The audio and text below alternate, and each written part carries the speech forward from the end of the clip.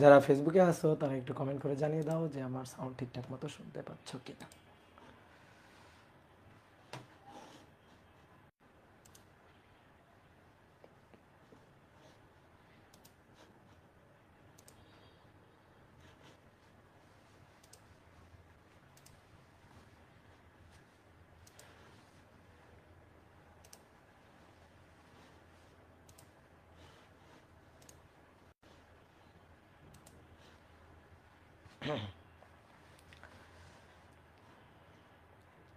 ওকে ওকে ওকে, ঠিক আছে। তো তোমাদের সকালবেলা ক্লাস হওয়ার কথা ছিল, কিন্তু সকালে একটা গুরুত্বপূর্ণ কাজে আটকে গেছিলাম, সেই কারণে ক্লাসটা নিতে পারি নাই। তবে ক্লাস মিস যাবে না, ক্লাস নিয়ে ফেলবো।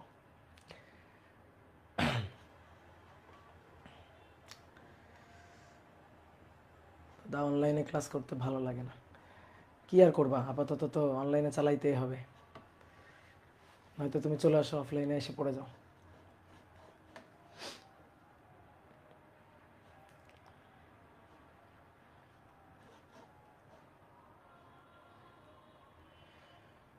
ভাই আপনি গত ক্লাসে বলছিলেন যে চার্জও মুভ করতে পারে, কিন্তু দেখান নাই তো, ওটা প্লিজ দেখাবেন কিভাবে চার্জ মুভ করে। চার্জ মুভ করলেই তো সে চার্জ ক্যারিয়ার, কেন একটা ইলেকট্রন মুভ করতে পারে না? একটা ইলেকট্রন যদি মুভ করে তো ইলেকট্রন কি চার্জ? তো তাহলে সে মুভ করলে সে চার্জ ক্যারিয়ার, চার্জ যখন মুভ করে তখন সে চার্জ ক্যারিয়ার। এটা নিয়েই তো আলোচনা করলাম, তাই না? ওকে ওকে, তো চলো শুরু করি।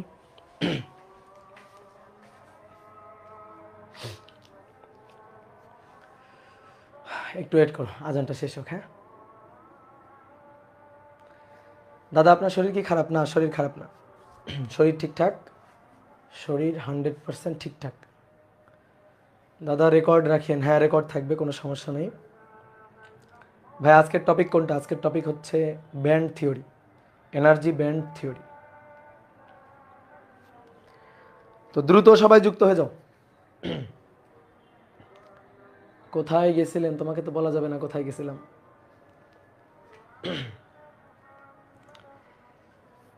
ভৌত আলোক বিজ্ঞানের ক্লাস কবে দিবেন? এই যে আজকে একটু পরে বসবো, ক্লাসগুলো ডাউনলোড করে দিয়ে দিব গ্রুপে।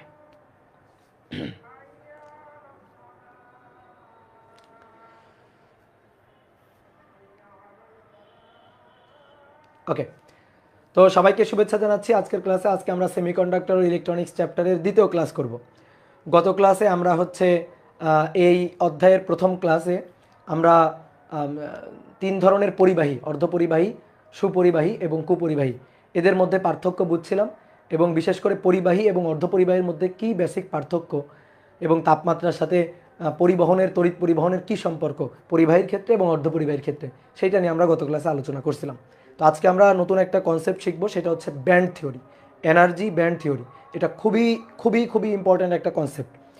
এই টপিকটা আজকে যেটা পড়াবো ব্যান্ড থিওরি, এইটা না পড়েও কিন্তু তুমি এই অধ্যায়ের মূল যে জিনিসপাতি সেগুলো নিয়ে আলোচনা করতে পারবা, সেইগুলো তুমি পড়তে পারবা। বাট জটিল জিনিসগুলো খুব সহজে বুঝতে গেলে তোমার এই এনার্জি ব্যান্ড থিওরিটা কিন্তু খুব ভালো করে জানা লাগবে, বোঝা লাগবে। খুবই সহজ একটা জিনিস।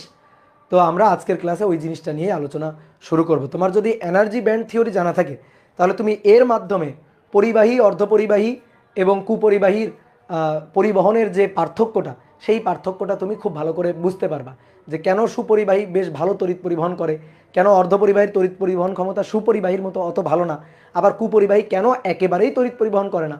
এইটা আমরা এনার্জি ব্যান্ড থিওরির সাহায্যে বুঝবো। ওকে, ঠিক আছে, তো চলো আমরা শুরু করি। তাহলে আমাদের আজকের পড়ার টপিকটা হচ্ছে এনার্জি ব্যান্ড থিওরি, শক্তি ব্যান্ড তত্ত্ব। আমরা অনেক সময় দেখবা ওই যে হাতে হচ্ছে অনেকে ব্যান্ড পরে, বা মেয়েরা ওই যে মাথায় ব্যান্ড ইউজ করে না। তো এই ব্যান্ড, ব্যান্ড মানে কি? একটা পরিধি, এরকম একটা পরিধি, একটা ব্যান্ড এটা। তো আমাদের এনার্জির band, energy band, energy band theory. তো কোনো একটা অ্যাটমের কথা যদি আমরা চিন্তা করি, অ্যাটমের নিউক্লিয়াসকে কেন্দ্র করে সুনির্দিষ্ট কক্ষপথে ইলেকট্রন ঘূর্ণায়মান। তো এই ইলেকট্রনগুলা কোন কক্ষপথে আছে, কোন অ্যাটমের কোন কক্ষপথে আছে, তো এইটা যদি আমরা জানি তাহলে আমি ওই অ্যাটমের ওই কক্ষপথের শক্তি কত সেটা কিন্তু হিসাব করতে পারি। এটা আমরা 9 অধ্যায়ে পড়ছি, ঠিক আছে? এর আগে যে আমরা 9 অধ্যায় পড়ছি সেই 9 অধ্যায় কিন্তু আমরা এই জিনিসটা দেখছি। তাহলে ধরো সোডিয়াম অ্যাটম, আমরা সোডিয়ামের কথা চিন্তা করি। তো সোডিয়ামের ইলেকট্রন বিন্যাস, সোডিয়ামের হচ্ছে 11, তো এর ইলেকট্রন বিন্যাস হচ্ছে 2, 8, 10 আর 1, লাস্ট কক্ষপথে একটা ইলেকট্রন আছে।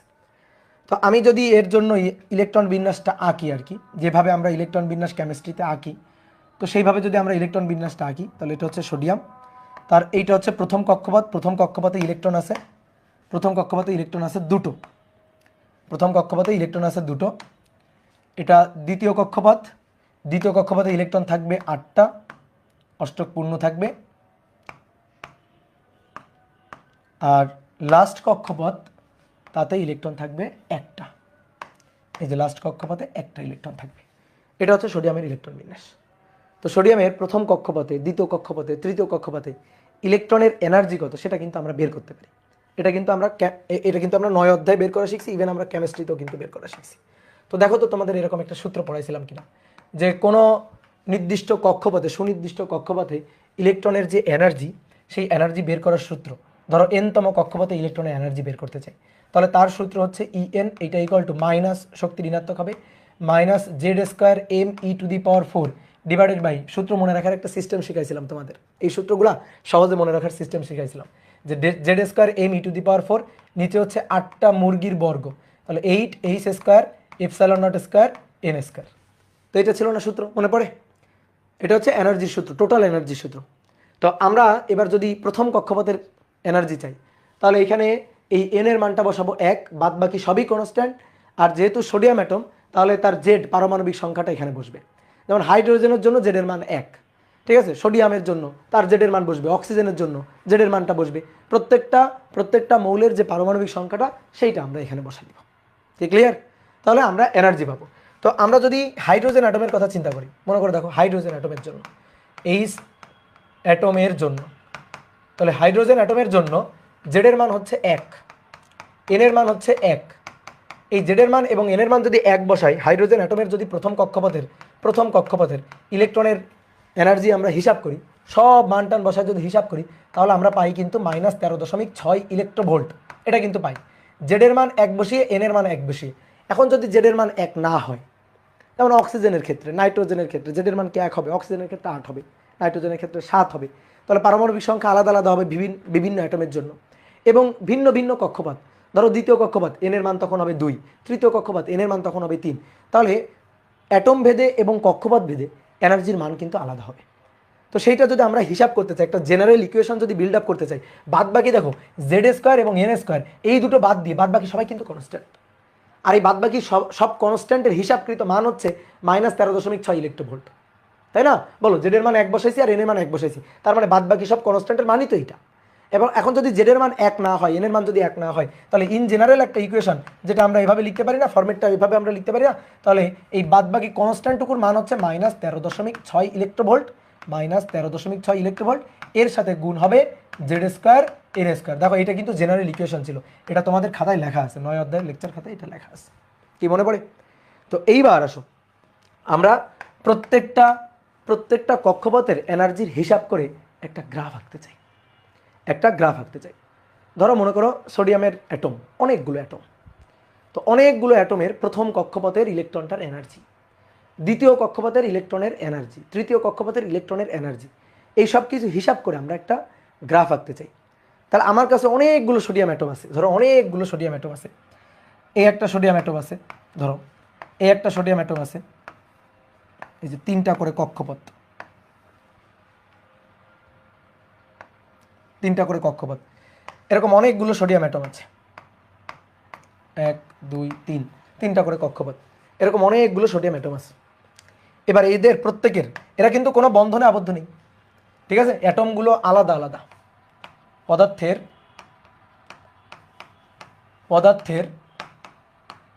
অ্যাটমগুলো আলাদা আলাদা আছে, বন্ধনে আবদ্ধ নেই আর কি। মানে সোডিয়ামের এই অ্যাটমগুলো ধাতব বন্ধনে আবদ্ধ নেই, এটা আলাদা একটা অ্যাটম, এটা আলাদা একটা অ্যাটম, এটা আলাদা একটা অ্যাটম, আলাদা আলাদা আছে, এদের মধ্যে কোনো ইন্টার কানেকশন নাই, ঠিক আছে, মিউচুয়াল কোনো কানেকশন এদের নাই। তাহলে পদার্থের অ্যাটমগুলো যদি আলাদা আলাদা থাকে, তাহলে আমরা আলাদা আলাদা রেখে এদের একটা এনার্জির গ্রাফ আঁকতে চাই। তাহলে আমরা ওয়াই অক্ষে নিব হচ্ছে এনার্জি, ঠিক আছে, ওয়াই অক্ষে নিব এনার্জি, আর ধরো এক্স অক্ষে নিব কোন অ্যাটমের এনার্জি নিচ্ছে, সেই অ্যাটম কততম অ্যাটম আর কি। সেটা। তাহলে এইটা হচ্ছে আমাদের এক্স অক্ষ। তাহলে এইভাবে আমরা একটা গ্রাফ আঁকবো। তাহলে খুব ভালো করে খেয়াল করবা। দেখো, বলো প্রত্যেকটা অ্যাটমের প্রথম কক্ষপথের, সোডিয়ামের অ্যাটম কিন্তু সবগুলা, এদের প্রথম কক্ষপথের ইলেকট্রনের এনার্জি চাই। তাহলে এখানে তিনটা আছে, কার প্রথম কক্ষপথের ইলেকট্রনের এনার্জি বেশি হবে আর কার কম হবে বলো, নিজেরা একটু বুঝে বুঝে বলো। আলাদা আলাদা আছে অ্যাটমগুলা, সবগুলা সোডিয়াম অ্যাটম, সবগুলারই প্রথম কক্ষপথের ইলেকট্রনটার এনার্জি, প্রথম কক্ষপথের ইলেকট্রনটার এনার্জি। তাহলে বলো আলাদা আলাদা হওয়ার কোনো সম্ভাবনা আছে? না, অবশ্যই একই হবে। তাহলে সবগুলোর প্রথম কক্ষপথের ইলেকট্রনের এনার্জি E1। এই সূত্র দিয়ে হিসাব করবা, জেডের মান বসাবা, এনের মান বসাবা, বসাইলে মাইনাস কিছু একটা পাবো, কিছু একটু ইলেকট্রোভোল্ট আমরা পাবো। আমাদের মান এখন হিসাব করা টার্গেট না। তাহলে আমরা এর জন্য যা পাবো E1 এর মান প্রথম কক্ষপথের, এর জন্য একই মান পাবো, এর জন্য একই মান পাবো। তাহলে E1 সবার জন্য সেম হবে, তাহলে সবার সেমই হবে। ঠিক আছে, সবার কিন্তু সেম একটা মান পাওয়া যাবে। তো এরকম আমি তো 3টে অ্যাটম আঁকছি, এরকম 30,000 অ্যাটম আছে, ধরো 30,000, 3 লক্ষ অ্যাটম আছে। তাহলে সবগুলো অ্যাটমের এনার্জি নিয়ে আমি বসাইতে চাই। তাহলে ধরো সেই এনার্জির মানটা হচ্ছে E1, এনার্জির মানটা হচ্ছে E1, এটা এই হচ্ছে সেই মানটা। ধরো এখানে সেই মানটা লেখা আছে, যে মানটা আমি হিসাব করে পাচ্ছি, জেডের মান এবং এনের মান বসিয়ে যে মানটা আমি হিসাব করে পাচ্ছি, সেই মানটা E1টা এখানে লেখা আছে। এবার প্রথম অ্যাটমের জন্য E1, দ্বিতীয় অ্যাটমের জন্য দ্বিতীয় অ্যাটমের এই যে দ্বিতীয় অ্যাটমের প্রথম কক্ষপথের, প্রথম অ্যাটমের প্রথম কক্ষপথের, তৃতীয় অ্যাটমের প্রথম কক্ষপথের বসাবো। তাহলে প্রথম অ্যাটমের প্রথম কক্ষপথের এনার্জি E1, দ্বিতীয় অ্যাটমটার প্রথম কক্ষপথের এনার্জি ওই একই এনার্জি E1, তৃতীয় অ্যাটমটার প্রথম কক্ষপথের এনার্জি E1, চতুর্থ অ্যাটমটার প্রথম কক্ষপথের এনার্জি E1 সেম হবে। এইভাবে সবগুলো অ্যাটমের জন্য সেম মান আমি পাবো না? বলো তো, সবগুলো অ্যাটমের জন্য বলো এরকম সেম মান আমি পাবো কিনা, তাই না? তাহলে এটা ধরো কয়টা অ্যাটমের জন্য আঁকছি, 1 2 3 4 5 6 7 8 9 10 11টা। এরকম 11 লক্ষ অ্যাটমের জন্য যদি আঁকতে হয়, ধরো এতটুকু কাগজ দেওয়া হয়েছে, তোমার কাগজ দেওয়া হয়েছে এতটুকু কাগজের মধ্যে তুমি 11 লক্ষ অ্যাটমের জন্য এই ফোঁটাগুলা দিবা। তাহলে ফোঁটাগুলা যদি দিতে চাও এতটুকুর মধ্যে যদি দিতে হয়, তাহলে দেখো তো এরকম হয়ে যাবে না? এরকম ফোঁটা হয়ে যাবে না? তাও কয়েকটা আঁকছি আমি, আরও যদি দিতে হয় তাহলে এরকম হয়ে যাবে না? বলো আমি কি পাচ্ছি এখানে? সবগুলো অ্যাটমের জন্য এরকম 3 লক্ষ অ্যাটম আছে, তার জন্য 3 লক্ষ অ্যাটমের জন্য তুমি E1টা দেখাবা। তাহলে 3 লক্ষ অ্যাটমের জন্য যদি E1টা দেখাও, তাহলে এইটা কি আর এরকম ডিসক্রিট পয়েন্ট থাকে? ডিসক্রিট আর কন্টিনিউয়াস বোঝো? ডিসক্রিট মানে আছে নেই এরকম হচ্ছে ডিসক্রিট। ঠিক আছে, এই যে এই ফোঁটাগুলো হচ্ছে ডিসক্রিট। আর কন্টিনিউয়াস কি? কন্টিনিউয়াস হচ্ছে এইটা। তাহলে তুমি বলো তো আমি কন্টিনিউয়াস পাবো না ডিসক্রিট পাবো? তাহলে একটা লাইন টেনে দিব, তাই না? একটা লাইন টেনে দিব এখানে এনার্জিটা দেখাইতে গিয়ে জাস্ট একটা লাইন টেনে দিব যে সবগুলো অ্যাটমের জন্য এই যে এনার্জি E1। ওকে, এবার আসো এই সবগুলো অ্যাটমের দ্বিতীয় কক্ষপথে চলে যাব। তাহলে এনের মান এবার কত বসবে? 2। ঠিক আছে, এনের মান বসবে 2। তাহলে পারমাণবিক সংখ্যা বসাবো, এনের মান বসাবো এবার 2। বসাইলে এবার দ্বিতীয় কক্ষপথে যে ইলেকট্রনগুলো আছে, তাদের যে এনার্জি পাবো E2। বলো E2 সবার জন্য সেম হবে না কারোর জন্য বেশি হবে কারোর জন্য কম হবে? বলো, এটাও সবার জন্য সেম হবে, তাহলে এটাও সবার কি হবে? সেম হবে। কি ক্লিয়ার? তাহলে সবার জন্য এবার দ্বিতীয় কক্ষপথের এনার্জির মানটা একটু বেশি হবে। এইটা হচ্ছে E2, এটা হচ্ছে দ্বিতীয় কক্ষপথের। ঠিক আছে, দ্বিতীয় কক্ষপথের এনার্জির মানটা হচ্ছে E2, এটা দ্বিতীয় কক্ষপথের। তাহলে দ্বিতীয় কক্ষপথের জন্য এরকম অনেকগুলো অ্যাটমের জন্য এরকম ফোঁটা পাবো। তাহলে সেইগুলো যদি কন্টিনিউয়াস হয় তাহলে একটা রেখা টেনে দিব, একটা লাইন টেনে দিব, এরকম একটা লাইন মতো হবে। কি, তাই না? বোঝা গেছে? E2টা অবশ্যই বেশি হবে, কারণ দ্বিতীয় কক্ষপথের ইলেকট্রনের এনার্জিটা বেশি হবে। তুমি মান বসাও, মান বসাইলেও টের পাবা। ঠিক আছে, সামনে মাইনাস থাকবে কিন্তু মানটা তো বেশি হবে। ঠিক আছে, মানে মাইনাস সহ ধরেই মানটা কিন্তু বেশি হবে। যেমন যদি তোমাকে বলা হয়, বলো -2 আর -1 কোনটা বেশি? বলো -2 আর -1 কোনটা বেশি? তাহলে -1টা বেশি। ঠিক আছে, আর -2টা কম। তো ঠিক তেমনি এনের মান যখন বাড়তে থাকবে তখন দেখো এটা হচ্ছে নিচে এনের মানটা বাড়তেছে, তাহলে এনের মানটা বাড়তে থাকলে এই মানটা কমতে থাকবে, কিন্তু সামনে আছে মাইনাস। তাহলে মানটা কমতে থাকবে কিন্তু সামনে মাইনাস আছে, সুতরাং বাড়তে থাকবে, এনার্জি কিন্তু বাড়তে থাকবে। বোঝো আমার কথা? বোঝো? যেমন -2 আর -1, তো কোনটা বেশি? -1টা বেশি। তো ঠিক তেমনিভাবে যেহেতু এনার্জি যেহেতু মাইনাস, তাহলে বেশি হবে, E2 এর মানটা বেশি হবে। অনেকে ভাবে কি, ভাই এনের মান বাড়ালে তো মুছে গেল, অনেকে ভাবে ভাই এনের মান বাড়ালে তো এনার্জি কমে যাবে। তাহলে তুমি বোঝো না, সামনে একটা মাইনাস আছে। তাহলে এন এর মান বাড়াতে থাকলে ধরো আগে ছিল -2, এন এর মান বাড়ালো -1 হলো, তাহলে এনার্জি বাড়লো, এন এর মান বাড়লে এনার্জি বাড়লো। ঠিক আছে, তাহলে এই কনসেপ্টটা ক্লিয়ার রাখবা, এটা নিয়ে অনেকের সমস্যা হয়। তাহলে এইটা হচ্ছে E2। সেম একইভাবে আমরা E3 পাবো, এটা হচ্ছে E3। সেম একইভাবে E4 পাবো, কিন্তু এর তো তিনটা কক্ষপথ, সোডিয়ামের জন্য 3টা কক্ষপথ, তাহলে 3টা 3-এ শেষ, এরপরে আর পাবো না, এরপর আর কিন্তু কোনো কক্ষপথ পাওয়া যাবে না। তাহলে এরকম একটা গ্রাফ আমরা পাবো, এনার্জির এরকম একটা গ্রাফ পাবো। কিন্তু আমরা তো কোনো ব্যান্ড পাইলাম না, এনার্জি লাইন পাইলাম। লাইন আর ব্যান্ড ভালো করে বোঝো, দিস ইজ লাইন আর দিস ইজ ব্যান্ড। তাহলে ব্যান্ড আর লাইনের মধ্যে পার্থক্য কি? লাইন ওর কোনো পরিধি নেই, জাস্ট একটা ফিক্সড মান। কিন্তু ব্যান্ডের একটা পরিধি আছে, এই যে পরিধি আছে। ধরো এটা লাইনের একটা ফিক্সড মান, ধরো 5 ইলেকট্রোভোল্ট, ধরো -5 ইলেকট্রোভোল্ট, ওকে, একটা ফিক্সড মান। কিন্তু যেটা ব্যান্ড তার একটা পরিধি থাকবে, ধরো -5 ইলেকট্রোভোল্ট, সেইখান থেকে -7 ইলেকট্রোভোল্ট, এই যে একটা ব্যান্ড, একটা পরিধি, এনার্জির একটা ব্যান্ড থাকবে, যে এত থেকে এত, -5 থেকে -7, বা ধরো -5 থেকে উপরের দিকে তো মাইনাস মানটা কমবে, তাহলে -5 থেকে ধরো -3 ইলেকট্রোভোল্ট, এইটা হচ্ছে এনার্জির একটা ব্যান্ড। কি বুঝলা এনার্জির ব্যান্ডের কথা? বুঝছো? তা আমরা এখানে তুমি বলো ব্যান্ড পাইলাম না লাইন পাইলাম? লাইন পাইলাম, কিন্তু এখানে কি লিখছি? Energy band theory. ব্যান্ড কেন পাইলাম না? আমরা তো লাইন পাইলাম, তাহলে এনার্জি ব্যান্ড থিওরি কোত্থেকে আসলো? তাহলে এইবার শোনো, দেখো তুমি যে কাজটা করছো সেটা হচ্ছে এই সোডিয়াম অ্যাটমটার সাথে এই সোডিয়াম অ্যাটমের কোনো সম্পর্ক নেই, এরা ফ্রি অ্যাটম, আলাদা আলাদা, কারোর সাথে কোনো সম্পর্ক নেই। এই কারণে কি করছে, এদের সাথে এর কোনো বন্ধন টন্ধন কিছু তৈরি হয়নি, কোনো মিউচুয়াল ইন্টারকানেকশন তৈরি হয়নি, সুতরাং এনার্জির কোনো আদান প্রদান হওয়ার কোনো সুযোগ নেই। কিন্তু সোডিয়ামের একটা ক্রিস্টাল বা একটা ধাতব পাতের কথা চিন্তা করে দেখো, বলো সোডিয়াম ধাতব পাতে বা সোডিয়ামের একটা ক্রিস্টালে সেখানে কি একটা সোডিয়াম পাওয়া যাবে? একটা অ্যাটম জাস্ট থাকবে না, অনেকগুলো অ্যাটম একসাথে থাকবে। তাহলে অনেকগুলো অ্যাটম যখন একসাথে একটা ধাতব বন্ধনে থাকবে, তখন ভাই তাদের মধ্যে, সেই অ্যাটমগুলোর মধ্যে একটা মিউচুয়াল ইন্টারকানেকশন তৈরি হবে। তখন তারা কি করবে? এনার্জির আদান প্রদান করবে, তাহলে এইবার আসো, আমরা এইবার একটা ধাতব পাতে ধরো সোডিয়াম অ্যাটম আছে, আমি সেই জন্য একটা এনার্জির গ্রাফ আঁকতে চাই। তাহলে এটা একটা ধাতব পাত, ধরো এটা সোডিয়ামের একটা ধাতব পাত। এটা তো এই ধাতব পাতে একটা দুইটা অ্যাটম তো নাই, অসংখ্য লক্ষ লক্ষ কোটি কোটি অ্যাটম আছে। তাহলে এই একটা সোডিয়াম অ্যাটম, এই একটা সোডিয়াম অ্যাটম, এই একটা সোডিয়াম অ্যাটম, এরা সবাই কিন্তু ধাতব বন্ধনে আবদ্ধ, এরা সবাই এই সোডিয়াম ক্রিস্টালের মধ্যে কিন্তু ধাতব বন্ধনে আবদ্ধ। এবার কিন্তু একটার সাথে আরেকটা সম্পর্ক আছে, ঠিক আছে? তাহলে সোডিয়াম ধাতব পাত, এটা সোডিয়ামের একটা ধাতব পাত,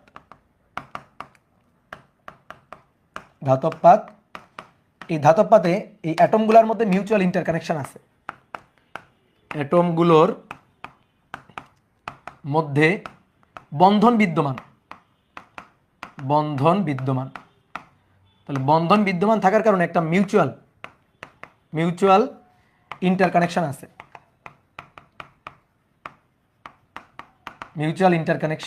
আছে, সো মিউচুয়াল ইন্টারকানেকশন থাকার কারণে এনার্জির আদান প্রদান হবে, এনার্জি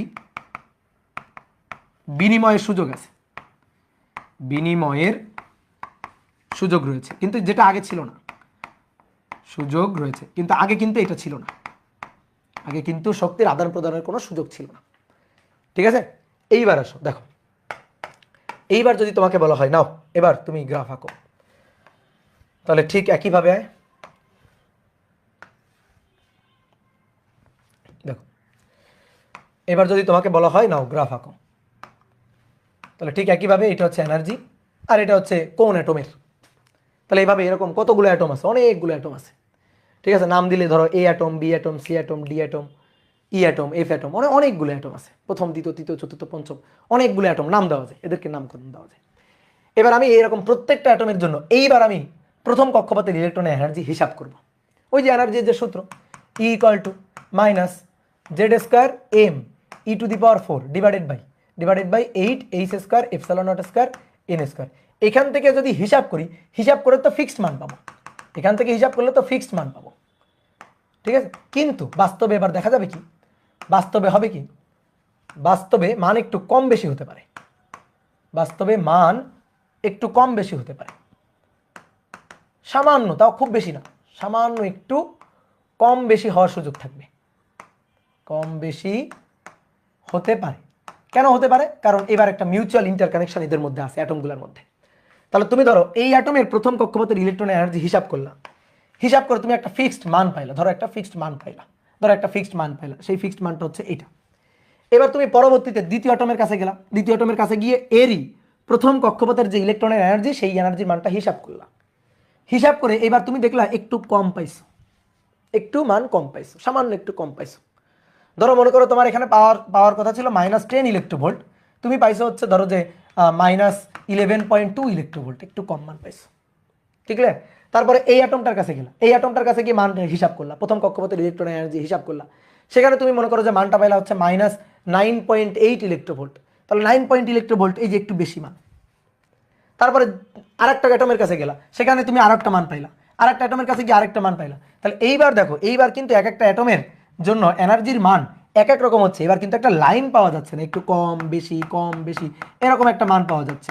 এভাবে লক্ষ লক্ষ কোটি কোটি অ্যাটম আছে, একটা দুইটা অ্যাটম নেই, লক্ষ লক্ষ কোটি কোটি অ্যাটম, সবগুলো অ্যাটমের কাছে গিয়ে তুমি প্রথম কক্ষপথের ইলেকট্রনের এনার্জি হিসাব করে এনে মান হিসাব করে আনতেছো, এখানে বসাচ্ছ, মান হিসাব করে আনতেছো, এখানে বসাচ্ছ। বলো এইবার তুমি কি একটা স্ট্রেট লাইন পাইলা? বলো তো, বলো এনার্জির কি এবার একটা স্ট্রেট লাইন পাইলা? বলো। আমি তো এখানে কয়েকটা দেখাইছি, এরকম লক্ষ লক্ষ কোটি কোটি আছে। বলো এবার আমি কি পাইলাম? বলো এবার কি এনার্জির একটা জাস্ট একটা ফিক্সড মান পাইলাম? একটা রেখা টেনে মানটাকে দেখানো যাবে? একটা রেখা টেনে মানটাকে দেখানো যাবে না। তাহলে এইবার কি পাইলাম আমি? আসলে একটা এনার্জির একটা পরিধি পাইলাম, ব্যান্ড পাইলাম, যে প্রথম কক্ষপথে এই অ্যাটমগুলার প্রথম কক্ষপথের ইলেকট্রনের এনার্জি হতে পারে এত থেকে এত এর মধ্যে, একটা ব্যবধির মধ্যে, ব্যবধি মিন্স ব্যান্ড। তাহলে এবার এনার্জিটাকে প্রকাশ করার জন্য কিন্তু একটা ফিক্সড মান দিয়ে হচ্ছে না, তাহলে একটা ব্যান্ড দিয়ে প্রকাশ করা লাগতেছে, এই যে ব্যান্ড দিয়ে প্রকাশ করা লাগতেছে। এটাকে বলা হচ্ছে প্রথম কক্ষপথের ইলেকট্রনের এনার্জি ব্যান্ড, প্রথম কক্ষপথের ইলেকট্রনের এনার্জি ব্যান্ড, প্রথম কক্ষপথের ইলেকট্রনের এনার্জি ইয়ন, তার ব্যান্ড হচ্ছে এইটা। তাহলে একটা একটা মানের ব্যবধি পাবো, ধরো -10 ইলেকট্রোভোল্ট থেকে ধরো -9 ইলেকট্রোভোল্ট, এই যে এই পরিধির মধ্যে এনার্জিগুলো থাকবে। বুঝলা? একটা উদাহরণ দিই তোমাদের। ধরো মনে করো সাপোজ তোমাদের কয়েকজন বন্ধু, ধরো ধরো আমার ক্লাসে যারা পড়ো, যারা হোমওয়ার্ক করো নাই, ঠিক আছে, এরকম কয়েকজনকে আমি ধরছি, হোমওয়ার্ক করো না, এরকম ধরো 10 জন। এবার এই 10 জনকে মনে করো যে আমি হোমওয়ার্ক করো নাই এই শাস্তি হিসাবে জেলখানায় আটকে রাখছি। তো জেলখানায় আটকে রাখছি, এক একটা মনে করো যে মানে রুমে এক একজন করে আটকে রাখছি, যে একদিন তোমরা আটকা থাকবা। ঠিক আছে? এক একটা রুমে এক একজন করে আটকে রাখছি। তাহলে এক একটা রুমে এক একজন, ঠিক আছে, এই একটা রুমে একজন, এই একটা রুমে একজন, এই একটা রুমে একজন, এরকম এক একজনকে এক একটা রুমে রাখছি। এবং তোমাদের খরচপাতি হইতে পারে, এই কারণে আমি বলছি যে নাও তোমারে আমি মনে করো 10 টাকা দিলাম, ঠিক আছে, সবাইকে 10 টাকা করে দিলাম, যে তোমাদের 10 টাকা দিলাম, তোমাকে 10 টাকা দিলাম, এইভাবে সবাইকে 10 টাকা করে দিছি, 10 টাকা করে দিয়ে আটকে রাখছি। এবার তুমি তো বদ্ধ হয়ে আসো, তুমি তো আটকা আসো, ঠিক আছে, তুমি কারোর সাথে কারো তো মুখ দেখা দেখি নাই। তাহলে এই অবস্থায় বলো, পরের দিন সকালবেলা এসে আমি সবাইকে ডাকলাম, ডেকে বললাম এই আসো, সবাই আসো, এদিকে আসো, এবার বলো তোমার কাছে কত টাকা আছে? এর কাছে জিজ্ঞেস করলাম যে এর কাছে কত টাকা আছে? ও বললো 10 টাকা। এর কাছে কত টাকা আছে? 10 টাকা। এর কাছে কত টাকা আছে? 10 টাকা। এর কাছে কত টাকা আছে? 10 টাকা। সবার কাছে কিন্তু 10 টাকা। আমি তোমাকে 10 টাকা দিয়েছিলাম, তুমি কিন্তু 10 টাকা খরচ করার জায়গা পাওনি। 10 টাকা খরচ করার জায়গা পাইছো? বলো পাইছো? না, তুমি খরচ করবা কেমনে? তোমাকে তো আটকায় রাখছি আমি, তুমি তো কারোর সাথে মিউচুয়াল ইন্টারকানেকশনে যাইতে পারতেছো না। তাহলে তুমি টাকা পয়সার একটু লেনদেন করতে পারতা, আদান প্রদান করতে পারতা। তাহলে সবাইকে দেওয়া হয়েছে 10 টাকা, সবার কাছে আসেও 10 টাকা, কোনো খরচ নাই। পরের দিন এসে আমি সবাইকে যদি জিজ্ঞেস করি কত টাকা আছে তোমাদের কাছে, সবাই বলবে কিন্তু 10 টাকা। আমি তাড়াতাড়ি একটা খাতা কলম নিয়ে সবার কাছে যেহেতু 10 টাকা আছে, তাহলে প্রথম জন, দ্বিতীয় জন, তৃতীয় জন জিজ্ঞেস করতেছে, এই প্রথম জন কত টাকা আছে? বললো 10 টাকা। দ্বিতীয় জন কত টাকা আছে? 10 টাকা। তৃতীয় জন কত টাকা আছে? 10 টাকা। চতুর্থ জন কত টাকা আছে? 10 টাকা। সবার কাছে 10 টাকা, একটা স্ট্রেট লাইন। ঠিক আছে? সবার কাছে আছে 10 টাকা, একটা স্ট্রেট লাইন। ঠিক আছে? এইবার আসো, এইবার তোমাদের এই সব কয়জনকে একসাথে মনে করো একটা ওই যে পদ্মার পাড়ে পিকনিকে পাঠানো হয়েছে, যে যাও এবার পিকনিক করে আসো সবাই একসাথে যায়। তো যখন একসাথে করা হয়েছে, এইবার তুমি একসাথে হইলেই মনে করো যে টাকা পয়সা আদান প্রদান হবে, টাকা পয়সা আদান প্রদান হবে, বিভিন্নভাবে আদান প্রদান হবে। ধরো কেউ একজন মনে করো তোমাদের মধ্যে কেউ একজন কয়েকটা বাদাম নিয়ে ধরো বাদামের বিজনেস করা শুরু করে দিচ্ছে, বাদাম। তো তুমি তার কাছ থেকে মনে করো যার কাছে 10 টাকা আছে, ঠিক আছে, সে কি করলো, কারো কাছ থেকে, অন্য কারো কাছ থেকে কি করলো, 2 টাকার বাদাম কিনে খাইলো। তাহলে তখন এরে দিল 2 টাকা। ওকে, তাহলে এর কাছে টাকা এখন কত? 8 টাকা। 8 টাকা। আর এর কাছে এখন টাকা কত? এর কাছে টাকা এখন 12 টাকা। তাহলে 8 টাকা 12 টাকা, টাকা 2 টাকার আদান প্রদান হয়ে গেছে। আবার কেউ মনে করো আরেকজনের সাথে একটু ওই যে অনেক সময় আমরা ধরো যে ক্রিকেটে অমুক দল জিতবে, ক্রিকেটে ধরো যে মনে করো যে অস্ট্রেলিয়া জিতবে, ধরো যে তোমরা বেড লাগছো, বা ধরো যে ব্রাজিল জিতবে বেড লাগছো। তো এরকম ধরো যে বেড লাগার কারণে যে 2 টাকার 1 টাকার বেড বা 2 টাকার বেড লাগছো, আমি কিন্তু আবার বলে দিছি যে টাকা পয়সার লেনদেন কিন্তু খুব বেশি লেনদেন করা যাবে না, ঠিক আছে? 6 টাকা 7 টাকা এত বেশি লেনদেন করা যাবে না, ওই 1-2 টাকার মধ্যে সীমাবদ্ধ রাখতে হবে। তাহলে এবার মনে করো 1 টাকা দিয়ে বেট লাগছো যে হ্যাঁ ব্রাজিল জিতবে, ব্রাজিল জিতে গেছে, তো যখন জিতে গেছে তখন একজন পাবে 11 টাকা, আরেকজনের কাছে থাকবে হচ্ছে 9 টাকা। তাহলে এই দেখো টাকা পয়সার একটু আদান প্রদান হচ্ছে। এইবার মনে করো তোমরা পিকনিক টিকনিক করে ফেরত আসলা, ফেরত আসার পরে এইবার আমি তোমাদের জিজ্ঞেস করলাম এই বলো তো এবার সবার কাছে কত টাকা আছে? তো এ এসে বলতেছে ভাই আমার কাছে 8 টাকা, 10 টাকা নেই কিন্তু। এসে বলতেছে ভাই আমার কাছে 12 টাকা, 2 টাকা বেশি, 10 টাকা দিছিলেন 2 টাকা বেশি, তাহলে ওর কিন্তু আর 10 থাকলো না, 10 থেকে 2 বেশি হলো। এ যখন আসলো বললো ভাই আমার কাছে 9 টাকা, এ যখন আসলে তখন বললো ভাই আমার কাছে 11 টাকা। এইভাবে অনেকে এক একটা মান বলবে না, কেউ 10 বলবে, কেউ 9 বলবে, কেউ মনে করো খুবই কিপটা, কোনো টাকা পয়সা খরচ করে নাই, তার কাছে সবসময় 10 টাকাই থাকবে। হ্যাঁ, কেউ 8 টাকা বলবে, কেউ 9 টাকা বলবে, কেউ 12 বলবে, কেউ 10 বলবে, কেউ 11 বলবে, এরকম বলবে। তাহলে এইবার বলো আমি কি এবার এদের টাকা পয়সার একটা স্ট্রেট লাইন পাচ্ছি নাকি একটা ব্যবধি পাচ্ছি, একটা ব্যান্ড পাচ্ছি? তুমি বলো এবার কি পাচ্ছি? ব্রাজিল জিতবে না কখনো, ধরে মারবো তোমারে, ঠিক আছে? তোমার দ্বারা তোমার ব্লক দিয়ে দেবো, ব্রাজিল জিতবে না কখনো, এই কথা বলার সাহস পাও কেমন? হ্যাঁ বলো। এবার কি আমি এনার্জির একটা ব্যান্ড পাবো নাকি স্ট্রেট লাইন পাবো? লাইন পাবো না, ব্যান্ড পাবো। কি ক্লিয়ার? ব্যান্ড পাবো একটা। তাহলে এই যে এই ঘটনাটা এখানে ঘটতেছে, এরা মিউচুয়াল ইন্টারকানেকশনে আছে, ধাতব বন্ধনে আবদ্ধ হয়ে মিউচুয়াল ইন্টারকানেকশনে আছে, শক্তির আদান প্রদানের সুযোগ আছে। তো শক্তির আদান প্রদানের সুযোগ থাকার কারণে তখন আমরা এনার্জির একটা ব্যান্ড পাবো, ঠিক আছে? তাহলে এইটাকেই বলা হচ্ছে এনার্জি ব্যান্ড। তাহলে এটা হচ্ছে প্রথম কক্ষপথের ইলেকট্রনের এনার্জি ব্যান্ড। ঠিক একইভাবে দ্বিতীয় কক্ষপথের ইলেকট্রনের যারা ধরো দোতলায় থাকে, ধরো একটা বাসে করে তোমাদের পিকনিকে পাঠাইছিলাম, তোমরা হচ্ছে একতলায় আসো, ঠিক আছে, তোমরা নিচতলায় আসো, আর যারা বাসের দোতলায় আছে তারা একটু বড় লোক, তাদেরকে 20 টাকা দেওয়া হয়েছিল। তো ওরা কি করবে, 20 টাকা থেকে 2 টাকা বা 1 টাকা আদান প্রদান করবে। তাহলে কারো 21 টাকা, হ্যাঁ কারো 19 টাকা, কারো 18 টাকা, কারো 22 টাকা, এরকম হবে, ঠিক আছে? তারা দোতলায় আছে, তো দোতলা মানে দ্বিতীয় কক্ষপথ। তাহলে দ্বিতীয় কক্ষপথের ওদেরকে আমি ডাকলাম, যে যারা দোতলায় করে ধরো পিকনিকে গেছিল, দোতলা বাসে দোতলায় করে যারা পিকনিকে গেছিল তাদেরকে ডাকলাম যে আসো তোমরা আসো, এবার বলো কার কাছে কত টাকা আছে। তাহলে ওরা যখন কার কাছে কত টাকা আছে সেটা যখন বলবে, তখন ওই 19, 18, 20, 22, 21 এরকম বলবে না? তাহলে তারও কি আমি একটা ব্যান্ড পাবো। তাহলে সেইটা হচ্ছে দ্বিতীয় কক্ষপথের ইলেকট্রনের এনার্জি ব্যান্ড। কি বুঝলা ব্যান্ড কি জিনিস? তাহলে দ্বিতীয় কক্ষপথের ইলেকট্রনের এনার্জি ব্যান্ড হচ্ছে এটা, এটা হচ্ছে দ্বিতীয় কক্ষপথের ইলেকট্রনের এনার্জি ব্যান্ড, এটা হচ্ছে E2। এইভাবে সোডিয়ামের তো 3টা, তাহলে আরো একটা থাকবে, এটা হচ্ছে তৃতীয় কক্ষপথের ইলেকট্রনের এনার্জি ব্যান্ড E3। তো এটাকেই বলা হচ্ছে এনার্জি ব্যান্ড, এনার্জি ব্যান্ড তত্ত্ব। ওকে, তাহলে আমরা প্রত্যেকটা ব্যান্ডে এনার্জির একটা লো পয়েন্ট একটা হাই পয়েন্ট পাচ্ছি, যে এটা হচ্ছে লোয়ার পয়েন্ট, এটা হচ্ছে হায়ার পয়েন্ট, মানে এর মধ্যে এই ব্যবধির মধ্যেই থাকবে, মানটা এই ব্যবধির মধ্যেই থাকবে। তাহলে এটা E1, এটা E2 এর ব্যবধি, এটা E3 এর ব্যবধি, এইভাবে চলতে থাকবে। যদি আরো মনে করো যে অনেকগুলো কক্ষপথ থাকে তাহলে ডট ডট ডট উপরে উঠতে থাকবে। লাস্ট কক্ষপথ যেটা, যেমন সোডিয়ামের জন্য 3 নম্বরটা হচ্ছে এই কক্ষপথটা হচ্ছে শেষ কক্ষপথ। এই শেষ কক্ষপথের আর একটা সুন্দর নাম আছে, শেষ কক্ষপথ। এটাকে শেষ কক্ষপথ থেকে বলা হয় যোজ্যতা স্তর, তাই না? বলো কি বলা হয়? যোজ্যতা স্তর, যোজনী কক্ষপথ বলা হয় শেষ কক্ষপথকে। তাহলে শেষ কক্ষপথকে আমরা এটাকে যোজন ব্যান্ড বলতে পারি। শেষ কক্ষপথের এনার্জিটাকে যেহেতু যোজনী কক্ষপথ বলা হয়, এই কারণে এটাকে যোজন ব্যান্ডও বলে। তাহলে শক্তিটাকে বলা হয় তখন যোজন ব্যান্ড লাস্ট কক্ষপথের। ওকে, কি ক্লিয়ার? 20 টাকা দিয়ে বাসে করে পিকনিক, হ্যাঁ 20 টাকায় অনেক কিছু, 20 টাকা দিয়ে বাসে করে পিকনিক। কি ক্লিয়ার? বলো বুঝছো এনার্জি ব্যান্ড বুঝছো? তাহলে আসো আমরা একটু সুন্দর করে চিত্রটা তাহলে আঁকি। তাহলে ধরো কোনো একটা অ্যাটমের জন্য,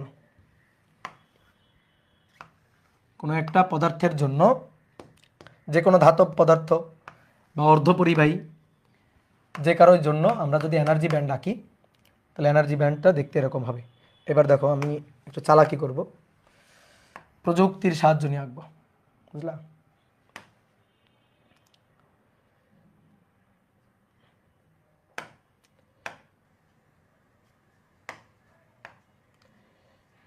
কোন কালার দিব? এই কালারটা দিই।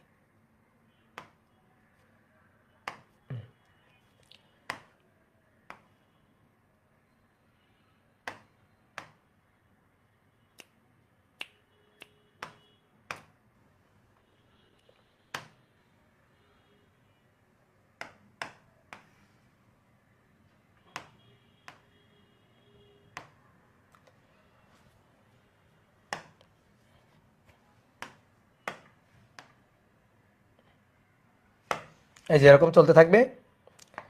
তাহলে এটা হচ্ছে প্রথম কক্ষপথ E1, এটা দ্বিতীয় কক্ষপথ E2। এবার দেখো ডট ডট ডট,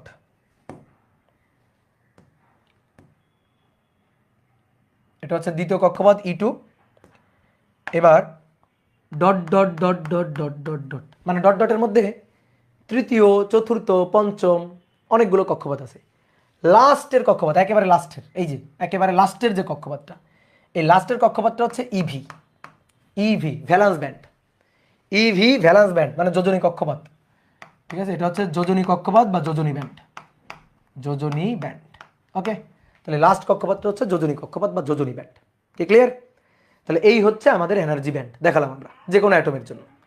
তাহলে এটা E1, এটা E2 dot dot dot, E3, E4 আছে, E5 আছে। এবার একেবারে লাস্টের যেটা, যার লাস্টের ধরো তৃতীয় কক্ষপথ লাস্ট, তাহলে তার ভ্যালেন্স ব্যান্ড হবে 3 নম্বর কক্ষপথ, ওটাই ভ্যালেন্স ব্যান্ড, ওটাই শেষ। যার চতুর্থ কক্ষপথ লাস্ট, তার চতুর্থ কক্ষপথটা ওটাই হবে তার ভ্যালেন্স ব্যান্ড। কি ক্লিয়ার? তাহলে আমরা এনার্জি ব্যান্ড বুঝলাম। এবার এনার্জি ব্যান্ডের সাথে দেখো, এনার্জি ব্যান্ডের সাথে তড়িৎ পরিবহনের ব্যাপারটার সম্পর্কটা কেন। তো এবার আসো, দুইটা খুব ইম্পর্টেন্ট ব্যান্ড, একটা হচ্ছে যোজনী ব্যান্ড, অলরেডি আমরা জানছি, যোজনী ব্যান্ড ও পরিবহন ব্যান্ড। পরিবহন ব্যান্ড, এই পরিবহন ব্যান্ডকে বলা হয় কন্ডাকশন ব্যান্ড। এই পরিবহন ব্যান্ডকে, এটাকে বলা হয় কন্ডাকশন ব্যান্ড, কন্ডাকশন ব্যান্ড। এবার তড়িৎ পরিবহনের ব্যাপারটা আমরা এই ব্যান্ড থিওরির সাহায্যে ব্যাখ্যা করতে চাই, যে কখন তড়িৎ পরিবহনে অংশগ্রহণ করবে আর কখন করবে না। ঠিক আছে, আর এখান থেকে আরেকটা জিনিস আমরা জানবো, সেটা হচ্ছে ফরবিডেন ব্যান্ড। তাহলে আসো দেখো, কোনো অ্যাটমের জন্য আমরা ব্যান্ড আঁকবো।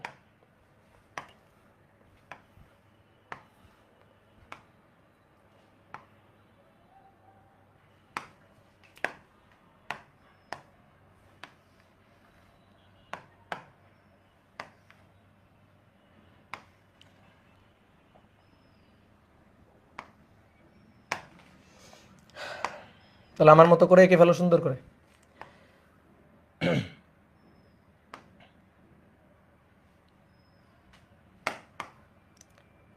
1 2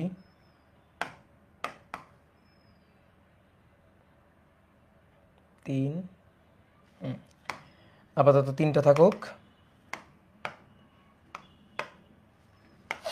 এটাকে নীল কালি দিলাম।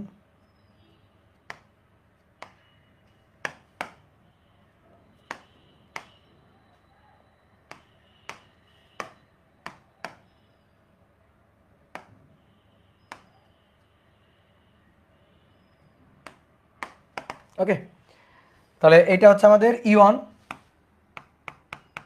প্রথম কক্ষপথের ব্যান্ড, দ্বিতীয় কক্ষপথের band, dot dot dot dot dot dot valence band EV.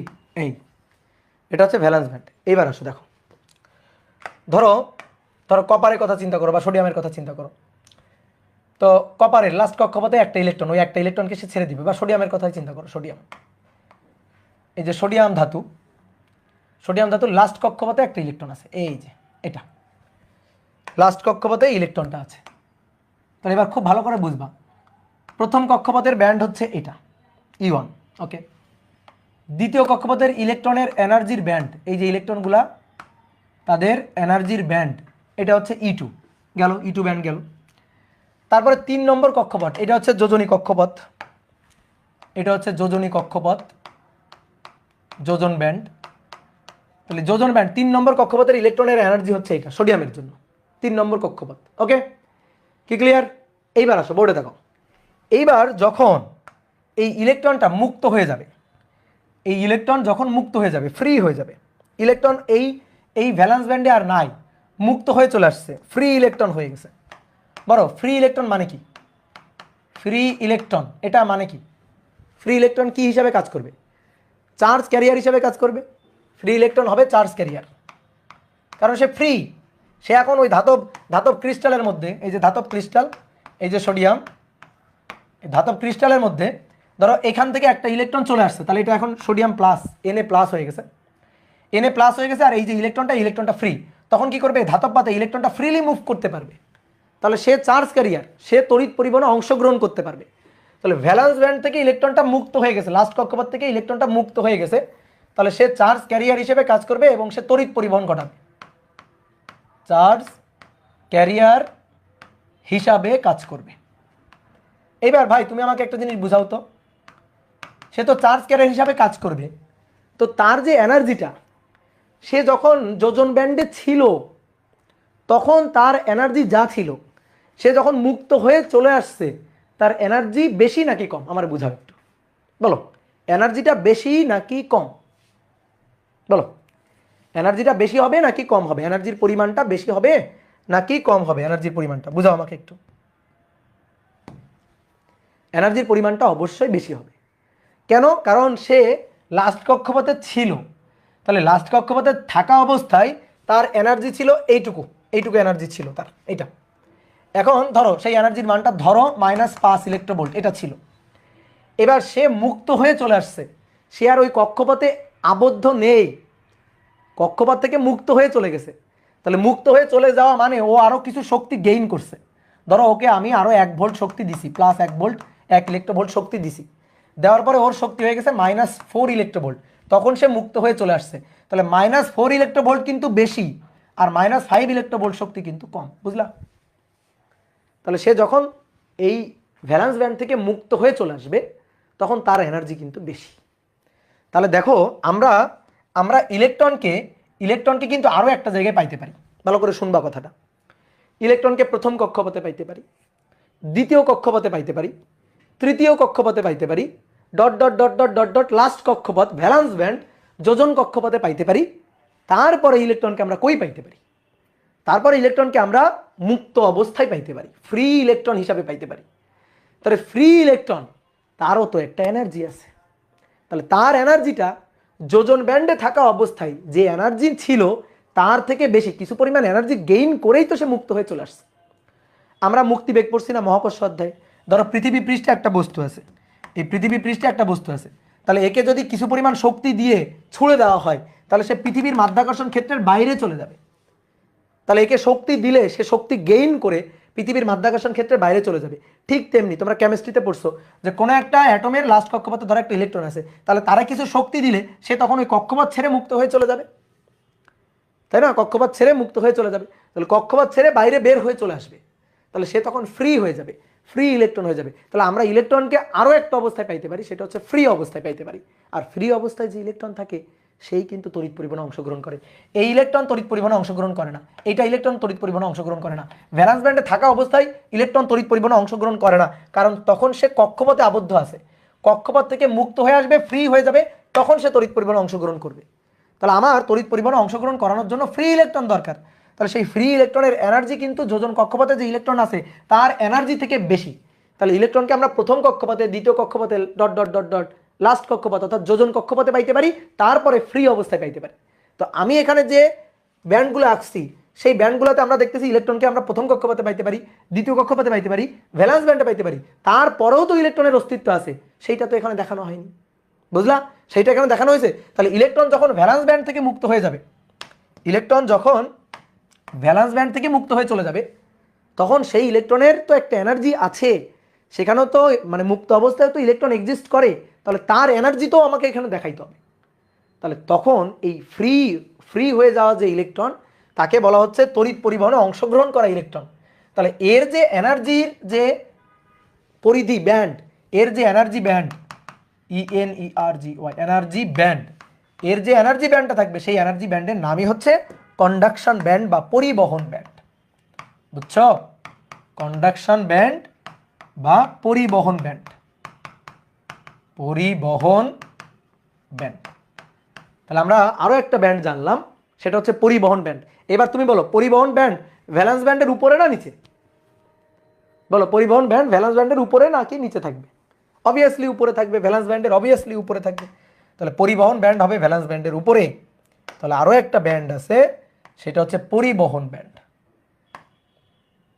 যেটা হচ্ছে পরিবহন ব্যান্ড। এটাকে কোন কালি দিব? সবুজ দিলাম,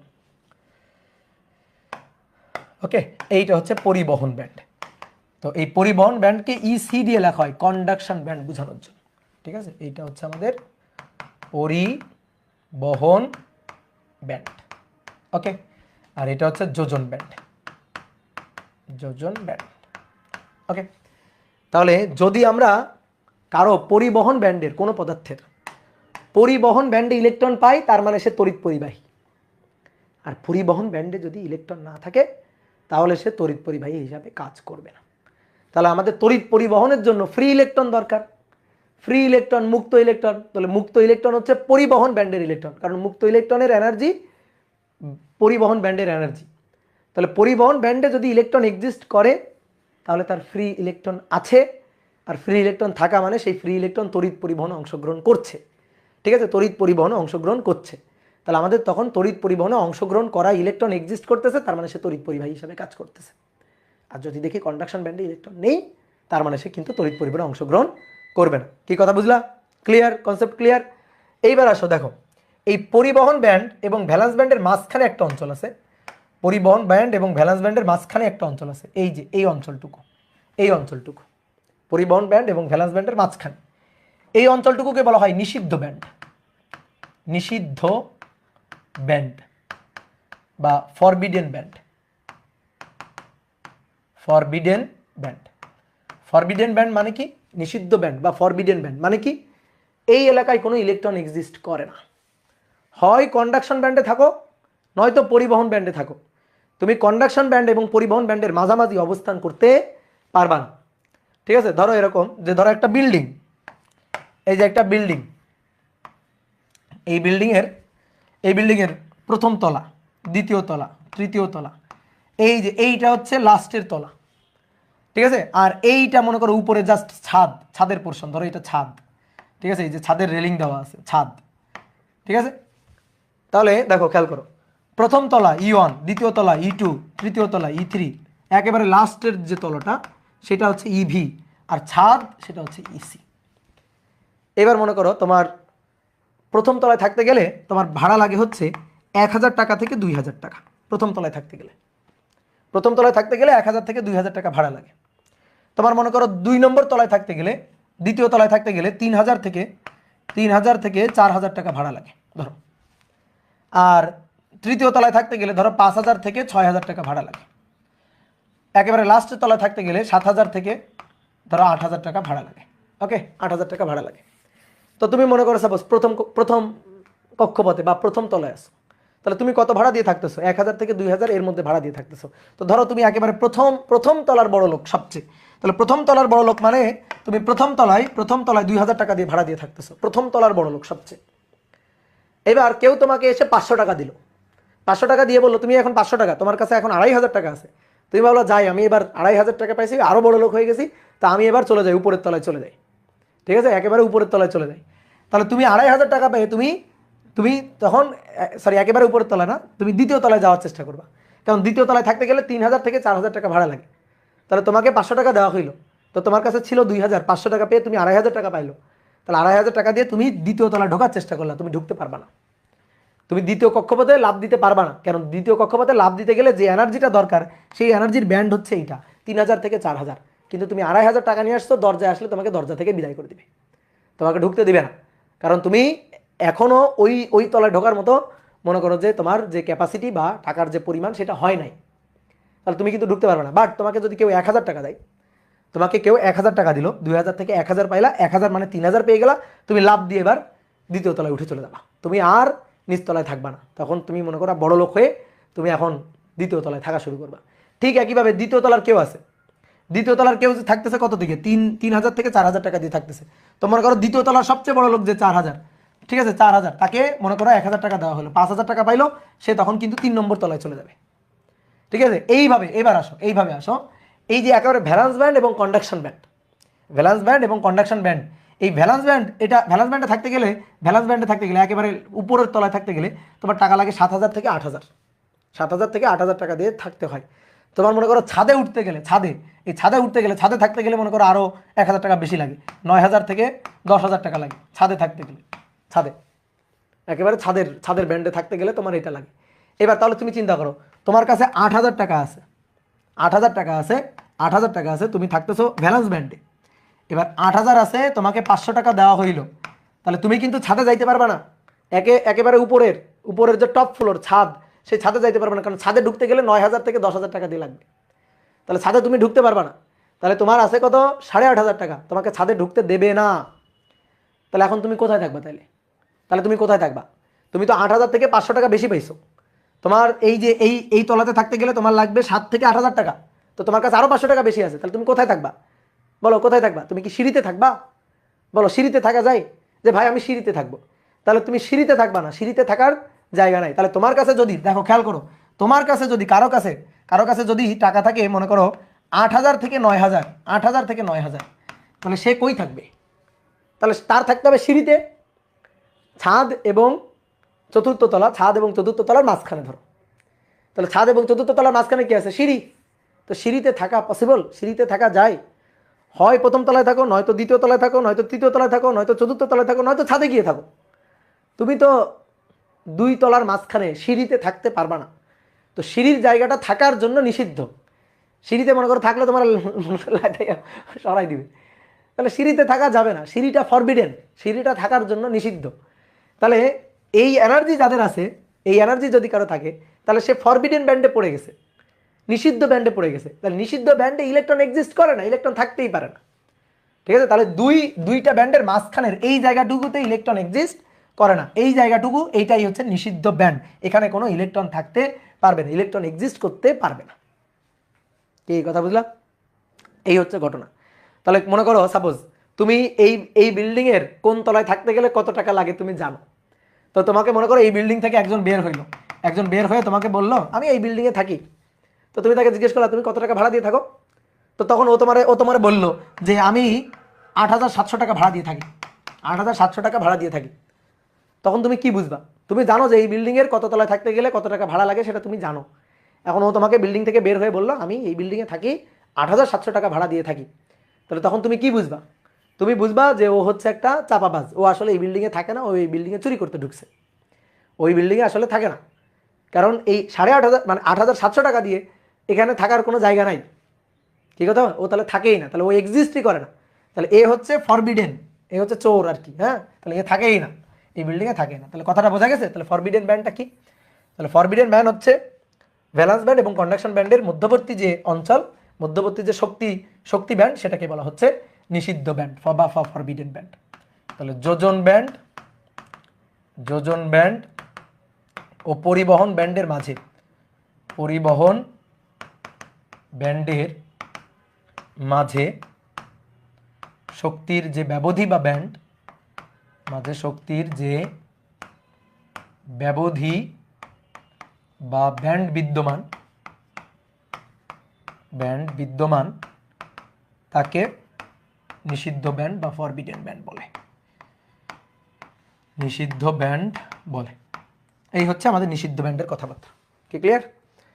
এবার আসো দেখো, অর্ধপরিবাহী বা সেমিকন্ডাক্টর, আমরা এই অর্ধপরিবাহী, পরিবাহী আর কুপরিবাহী, এটা আমরা ব্যান্ড থিওরির সাহায্যে বুঝবো। তাহলে অর্ধপরিবাহী, পরিবাহী এবং কুপরিবাহী বা অন্তরক, কুপরিবাহী বা অন্তরক ব্যান্ড থিওরির সাহায্যে ব্যাখ্যা, ব্যান্ড তত্ত্বের সাহায্যে ব্যাখ্যা। ঠিক আছে, তাহলে চলো আমি এখানে 3টা চিত্র আঁকবো, তুমি 3টা চিত্র দেখে বলবা আমারে কোনটা পরিবাহী, কোনটা অর্ধপরিবাহী, কোনটা কুপরিবাহী। এখানে আমি 3টা চিত্র আঁকতেছি, দেখে তুমি বলবা।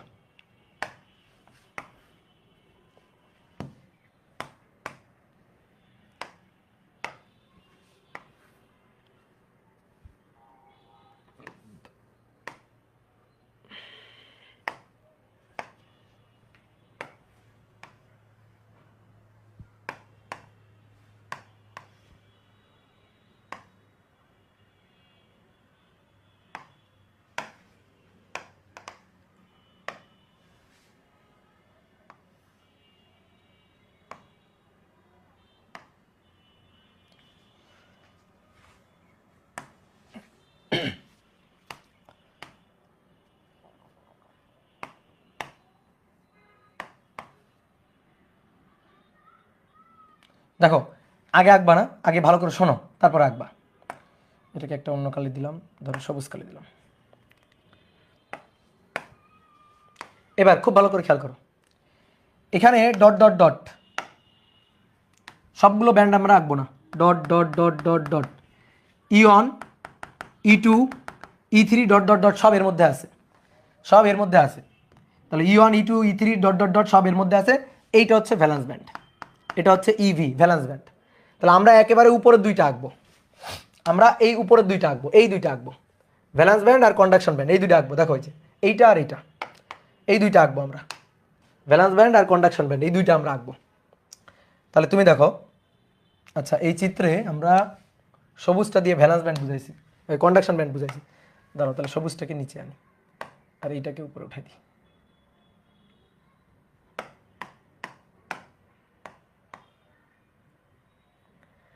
তাহলে এটা হচ্ছে ভ্যালেন্স ব্যান্ড আর এটা হচ্ছে কন্ডাকশন ব্যান্ড, এটা হচ্ছে কন্ডাকশন ব্যান্ড। তাহলে এবার একটু ভালো করে খেয়াল করো, দেখো কন্ডাকশন ব্যান্ড আর ভ্যালেন্স ব্যান্ড পরস্পরের সাথে ওভারল্যাপ করে গেছে। দেখো ভালো করে দেখো, পরস্পরের সাথে ওভারল্যাপ করে যাচ্ছে। দেখো এই যে ওভারল্যাপ করে গেছে পরস্পরের সাথে সামান্য একটু জায়গায়, এই যে ওভারল্যাপ করে গেল। কতটুকু ওভারল্যাপ করলো আমি একটু দাগ দিয়ে দিই, এইটুকু ওভারল্যাপ করে গেছে। দেখো এই জায়গাটুকু, এই জায়গাটুকুতে ওভারল্যাপ করে গেছে। কন্ডাকশন ব্যান্ড এবং ভ্যালেন্স ব্যান্ড এই জায়গাটুকুতে পরস্পরের সাথে ওভারল্যাপ করে গেছে। ওকে, এবার আসো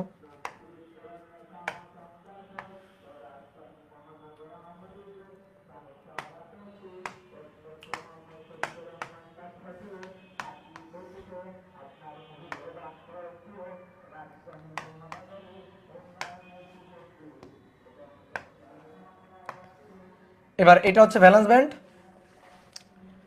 এটা হচ্ছে ভ্যালেন্স ব্যান্ড,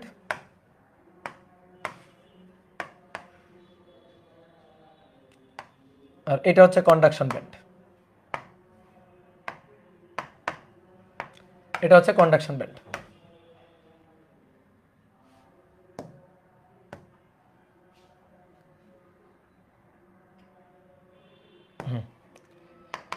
এবার ওভারল্যাপ করে যায় নাই, এটা ইভি ডট ডট ডট, এখানে প্রথম দ্বিতীয় তৃতীয় কক্ষপথ আছে, আর এইটা হচ্ছে ইসি। নেক্সট এই চিত্রটা আর একবার, এইবার এটা অনেক নিচে থাকলো আর এটা অনেক উপরে উঠে গেল, এটা অনেক উপরে উঠে গেল, গ্যাপটা অনেক বেশি, গ্যাপটা অনেক বেশি।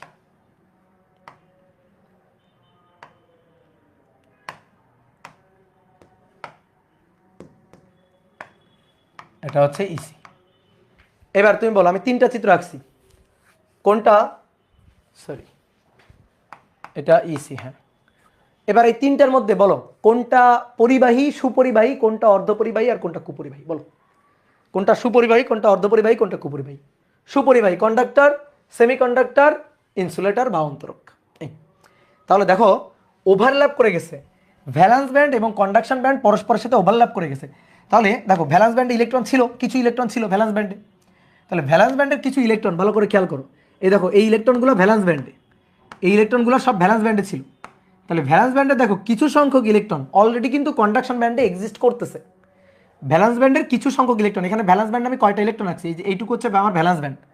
তাহলে যোজনী কক্ষপথে কয়টা ইলেকট্রন আছে, 1 2 3 4 5টা 6টা আমি আঁকছি।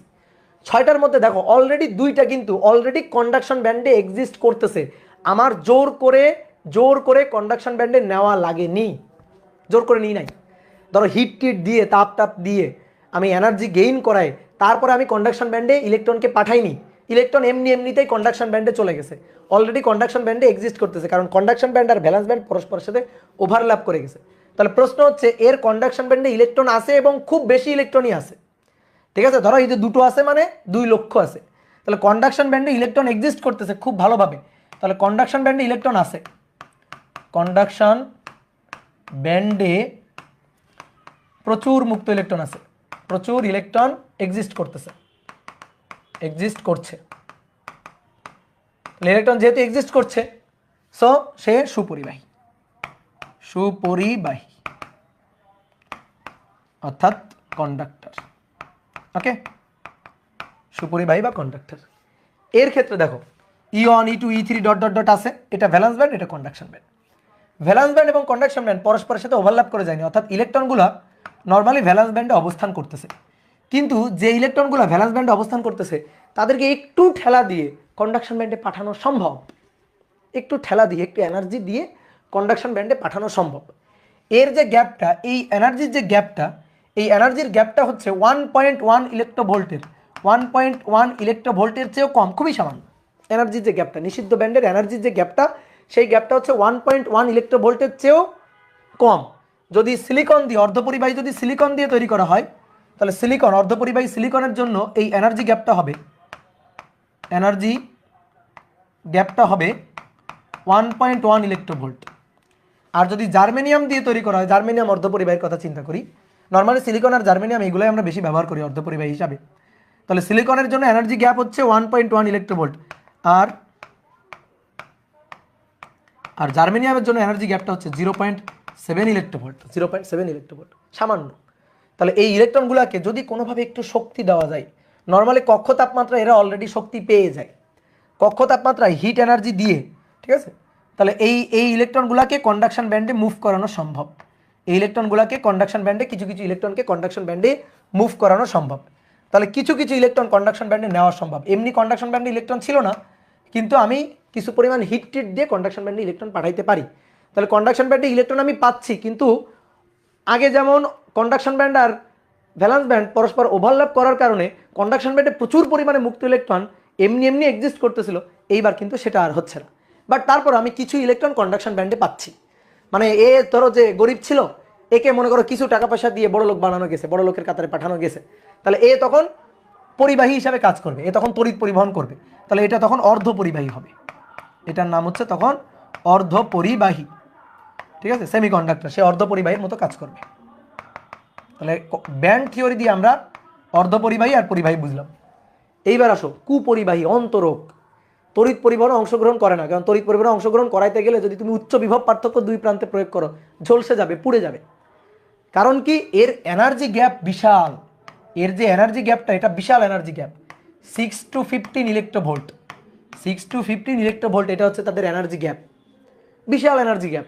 তো তুমি এত বেশি এনার্জি দিয়ে ইলেকট্রনকে, যারা অলরেডি ভ্যালেন্স ব্যান্ডে এক্সিস্ট করে, সেই ইলেকট্রনকে ওইখানে পাঠানো ইম্পসিবল ব্যাপার, ঠিক আছে, ইলেকট্রনগুলোকে ওই ব্যান্ডে পাঠানো ইম্পসিবল ব্যাপার। এত বেশি এনার্জি দিতে হবে, সেই এনার্জি দিতে গেলে ও নিজেই পুড়ে যাবে। তো এই কারণে এই কক্ষপথ থেকে, ভ্যালেন্স ব্যান্ড থেকে কন্ডাকশন ব্যান্ডে ইলেকট্রন পাঠানো সম্ভব না, কাঠ কাগজ এগুলার ইলেকট্রন পাঠানো সম্ভব না। সুতরাং যেহেতু সম্ভব না, সেহেতু এ তড়িৎ পরিবহনে অংশগ্রহণ করে না, তাহলে তখন এটা হচ্ছে কুপরিবাহী বা অন্তরক, ঠিক আছে। মনে করো আমি গরিব মানুষ, এখন তুমি আমারে কত টাকা পয়সা দিবা তুমি আমার বিল গেটসের কাতারে পাঠানোর জন্য, বলো? আমি গরিব মানুষ, তা আমারে তুমি মানে এত টাকা পয়সা দেওয়া তো সম্ভব না, তুমি আমার এত টাকা পয়সা দিয়ে, এনার্জি দিয়ে তুমি তো বিল গেটসের কাতারে আবার পাঠিয়ে দিবা, হ্যাঁ, এটা তো সম্ভব না। তো সুতরাং সম্ভব না মানে তড়িৎ পরিবহনে অংশগ্রহণ করাও সম্ভব না, এই কারণে এটা তড়িৎ পরিবহনে অংশগ্রহণ করবে না, ঠিক আছে। তাহলে এটা হবে কুপরিবাহী, কুপরিবাহী। এত এনার্জি দিতে গেলে, মনে করো এত এনার্জি দিতে গেলে পুড়ে যাবে, ঝলসে যাবে, ঠিক আছে। তাহলে কুপরিবাহী বা ইনসুলেটর হবে, এটা ইনসুলেটর হবে, ইনসুলেটর হবে। ধরো আমি খুবই গরিব মানুষ, তুমি যদি আমাকে বিল গেটসের যত টাকা, অত টাকা যদি তুমি আমার দাও, তা আমি তো মনে করো যে হার্ট ফেল করে মানে একদিনে শেষ হয়ে যাবো, বুঝছো, তাই না? হ্যাঁ, বিল গেটস হচ্ছে সুপরিবাহী, ভালো বুঝছো, গুড। তাহলে এবার আসো, এবার আমরা অর্ধপরিবাহীকে দুই ভাগে ভাগ করতে পারি। অর্ধপরিবাহী, এই অর্ধপরিবাহীকে দুই ভাগে ভাগ করা যায়। এবার মূল পড়ায় যাচ্ছি আমরা। একটা হচ্ছে বিশুদ্ধ অর্ধপরিবাহী, যেটাকে বলা হয় অন্তর্জাত, অন্তর্জাত অর্ধপরিবাহী, অর্ধপরিবাহী। আর একটা হচ্ছে বহির্জাত অর্ধপরিবাহী, বহির্জাত অর্ধপরিবাহী। অন্তর্জাত মানে ইন্ট্রিনসিক, ইন্ট্রিনসিক সেমিকন্ডাক্টর। আর বহির্জাত মানে এক্সট্রিনসিক। ওকে, এবার সহজ ভাষায় বললে বিশুদ্ধ আর ভেজাল, বিশুদ্ধ অর্ধপরিবাহী আর ভেজাল অর্ধপরিবাহী। তো অর্ধপরিবাহী কি, ধরো সিলিকন, জার্মেনিয়াম, এগুলো হচ্ছে অর্ধপরিবাহী। তো এটা যদি বিশুদ্ধ সিলিকন থাকে তাহলে সেটা হচ্ছে অন্তর্জাত। আর ভেজাল মিশ্রিত, ধরো আমি সিলিকন জার্মেনিয়ামের সাথে পঞ্চযোজী ত্রিযোজী মৌল মিশালাম, ভেজাল মিশালাম, তাহলে ভেজাল মিশালে সেইগুলো হয় হচ্ছে বহির্জাত। এবার কথা হচ্ছে কেন আমরা বহির্জাত অর্ধপরিবাহী নিব? বহির্জাত অর্ধপরিবাহী এটা দরকার কেন? এটা তো ভেজাল, দূষিত ভেজাল, তো এটা কেন দরকার? মহৎ কাজের জন্য ভেজাল মিশানো জায়েজ, ঠিক আছে। এখন আমরা তড়িৎ পরিবহনে অংশগ্রহণ করাবো, সেমিকন্ডাক্টর সে কিন্তু তড়িৎ পরিবহনে বিশুদ্ধ অবস্থায় কক্ষ তাপমাত্রার নিচে সে তড়িৎ পরিবহনে অংশগ্রহণ করে না। বিশুদ্ধ অবস্থায় কেন তড়িৎ পরিবহনে অংশগ্রহণ করে না? 2 মার্কের প্রশ্নে আসতে পারে, বিশুদ্ধ অবস্থায় কেন তড়িৎ পরিবহনে অংশগ্রহণ করে না? তুমি সিলিকনের স্ট্রাকচার দেখো, সিলিকনের যে স্ট্রাকচার, চতুস্তলকীয় যে বন্ড স্ট্রাকচার, যে সমযোজী বন্ড স্ট্রাকচার সিলিকনের আছে, যে একটা সিলিকন 4টা সিলিকনের সাথে ইলেকট্রন শেয়ার করে সমযোজী বন্ড স্ট্রাকচারটা তৈরি করে, এটা হচ্ছে সিলিকনের বন্ড স্ট্রাকচার, যেটা হচ্ছে সিলিকনের বন্ড স্ট্রাকচার। ওকে, তাহলে এখানে এই যে ইলেকট্রনগুলোকে শেয়ার করতেছে, ইলেকট্রনগুলা শেয়ার করা হচ্ছে এখানে।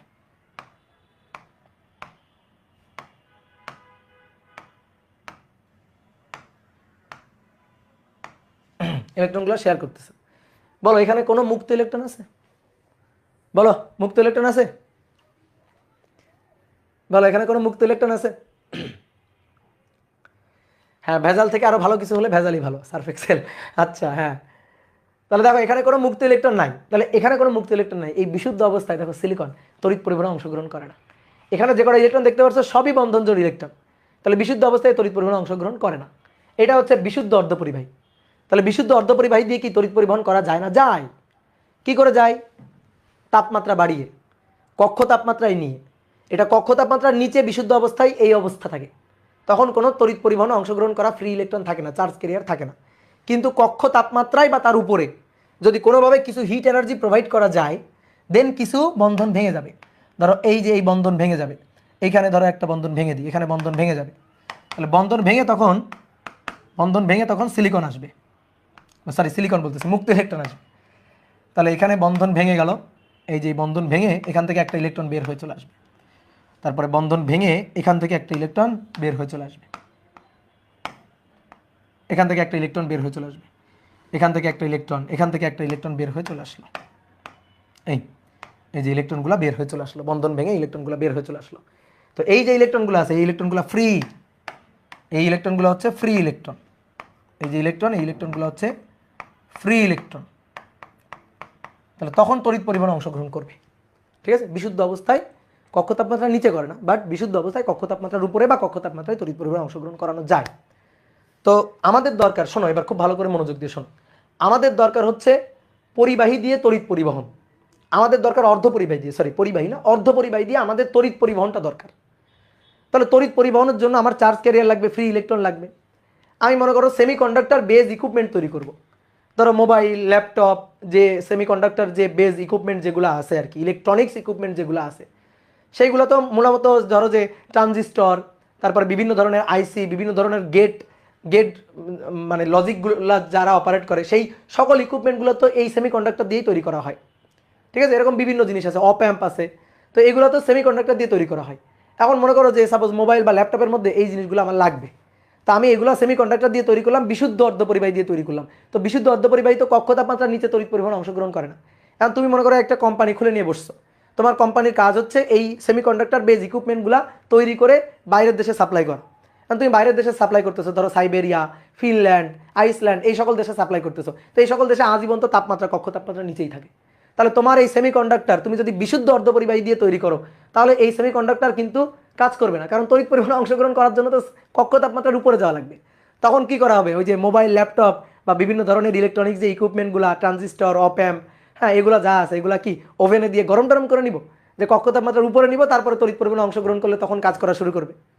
তাহলে দেখো এইটা হচ্ছে একটা সমস্যা, যে বিশুদ্ধ অর্ধপরিবাহী যেহেতু এর তড়িৎ পরিবহন ব্যাপারটা তাপমাত্রার উপর নির্ভর করতেছে, তো তাপমাত্রা তো সবসময় একই রকম থাকবে না, বিভিন্ন পরিবেশে বিভিন্ন জায়গায় তাপমাত্রা বিভিন্ন রকম থাকবে। তাহলে আমি যদি এইটাকে তাপমাত্রার এই ব্যাপারটাকে মাথায় রেখে নিয়ে তড়িৎ পরিবহনে অংশগ্রহণ করাই, তাহলে সেটা কিন্তু খুব বেশি ইফেক্টিভ হবে না, কার্যকরী হবে না।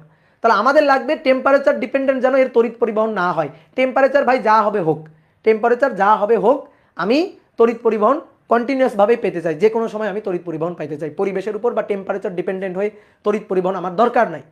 তাহলে তখন আমার কি করতে হবে, এটা আমার বাদ দিয়ে দিতে হবে, এটা আমার হবে না, এটা দিয়ে আমার কাজ হবে না। তাহলে আমি তখন এটা বাদ দিয়ে তখন এই অন্তর্জাত অর্ধপরিবাহী, ঠিক আছে, ইন্ট্রিনসিক অর্ধপরিবাহী, এটা থেকে আমরা তখন বহির্জাত বা এক্সট্রিনসিক অর্ধপরিবাহীতে চলে যাব। এক্সট্রিনসিক অর্ধপরিবাহী হচ্ছে কি, আমি এই বিশুদ্ধ অর্ধপরিবাহীর মধ্যে ভেজাল হিসাবে ত্রিযোজী বা পঞ্চযোজী মৌল মিশাবো, ত্রিযোজী বা পঞ্চযোজী মৌল ইনজেক্ট করব। ইনজেক্ট করে ফেব্রিকেশনের মাধ্যমে আমি অর্ধপরিবাহী তৈরি করব। সেগুলা দিয়ে আমি খুব ভালো তড়িৎ পরিবহন পাবো। তো এটা দুই ধরনের হয়। আমি যদি ত্রিযোজী মৌল মিশাই তাহলে সেটাকে বলা হয় পি টাইপ অর্ধপরিবাহী, আর যদি পঞ্চযোজী মৌল মিশাই তাহলে সেটাকে বলা হয় এন টাইপ অর্ধপরিবাহী। তাহলে বহির্জাত অর্ধপরিবাহী দুই ধরনের হয়, একটা হয় হচ্ছে পি টাইপ অর্ধপরিবাহী, আর আরেকটা হচ্ছে এন টাইপ অর্ধপরিবাহী, এন টাইপ অর্ধপরিবাহী, ঠিক আছে, অর্ধপরিবাহী। ওকে, ক্লিয়ার? ঠিক আছে, এইবার আমরা এই পি টাইপ আর এন টাইপ অর্ধপরিবাহী নিয়ে আলোচনা করব। তো চলো, তাহলে প্রথমে এন টাইপ অর্ধপরিবাহী, আজকের পড়া কিন্তু অনেকক্ষণ, ঠিক আছে। এন টাইপ অর্ধপরিবাহী, যে মূল পড়া কিন্তু এখন শুরু হচ্ছে। আমরা এবার এন টাইপ অর্ধপরিবাহী তৈরি করব। তাহলে এন টাইপ অর্ধপরিবাহীর জন্য কি লাগবে, পঞ্চযোজী মৌল লাগবে।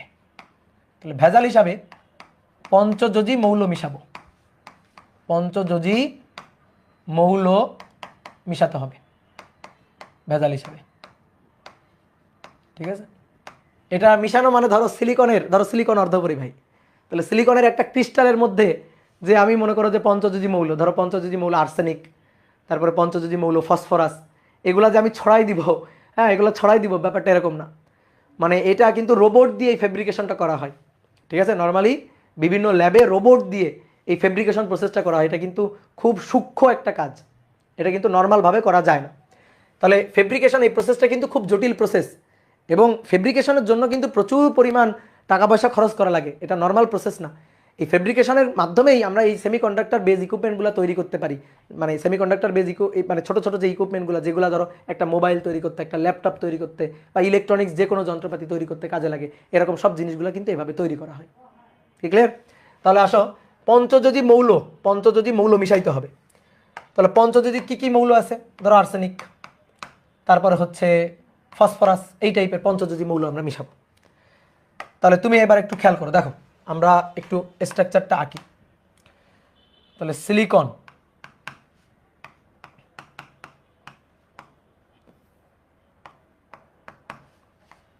বেশ বড় একটা স্ট্রাকচার আঁকা লাগবে।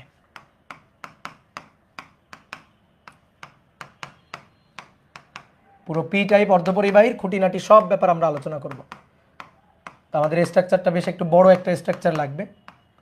সো আমি যেভাবে আঁকতেছি এভাবেই তোমার আঁকতে হবে।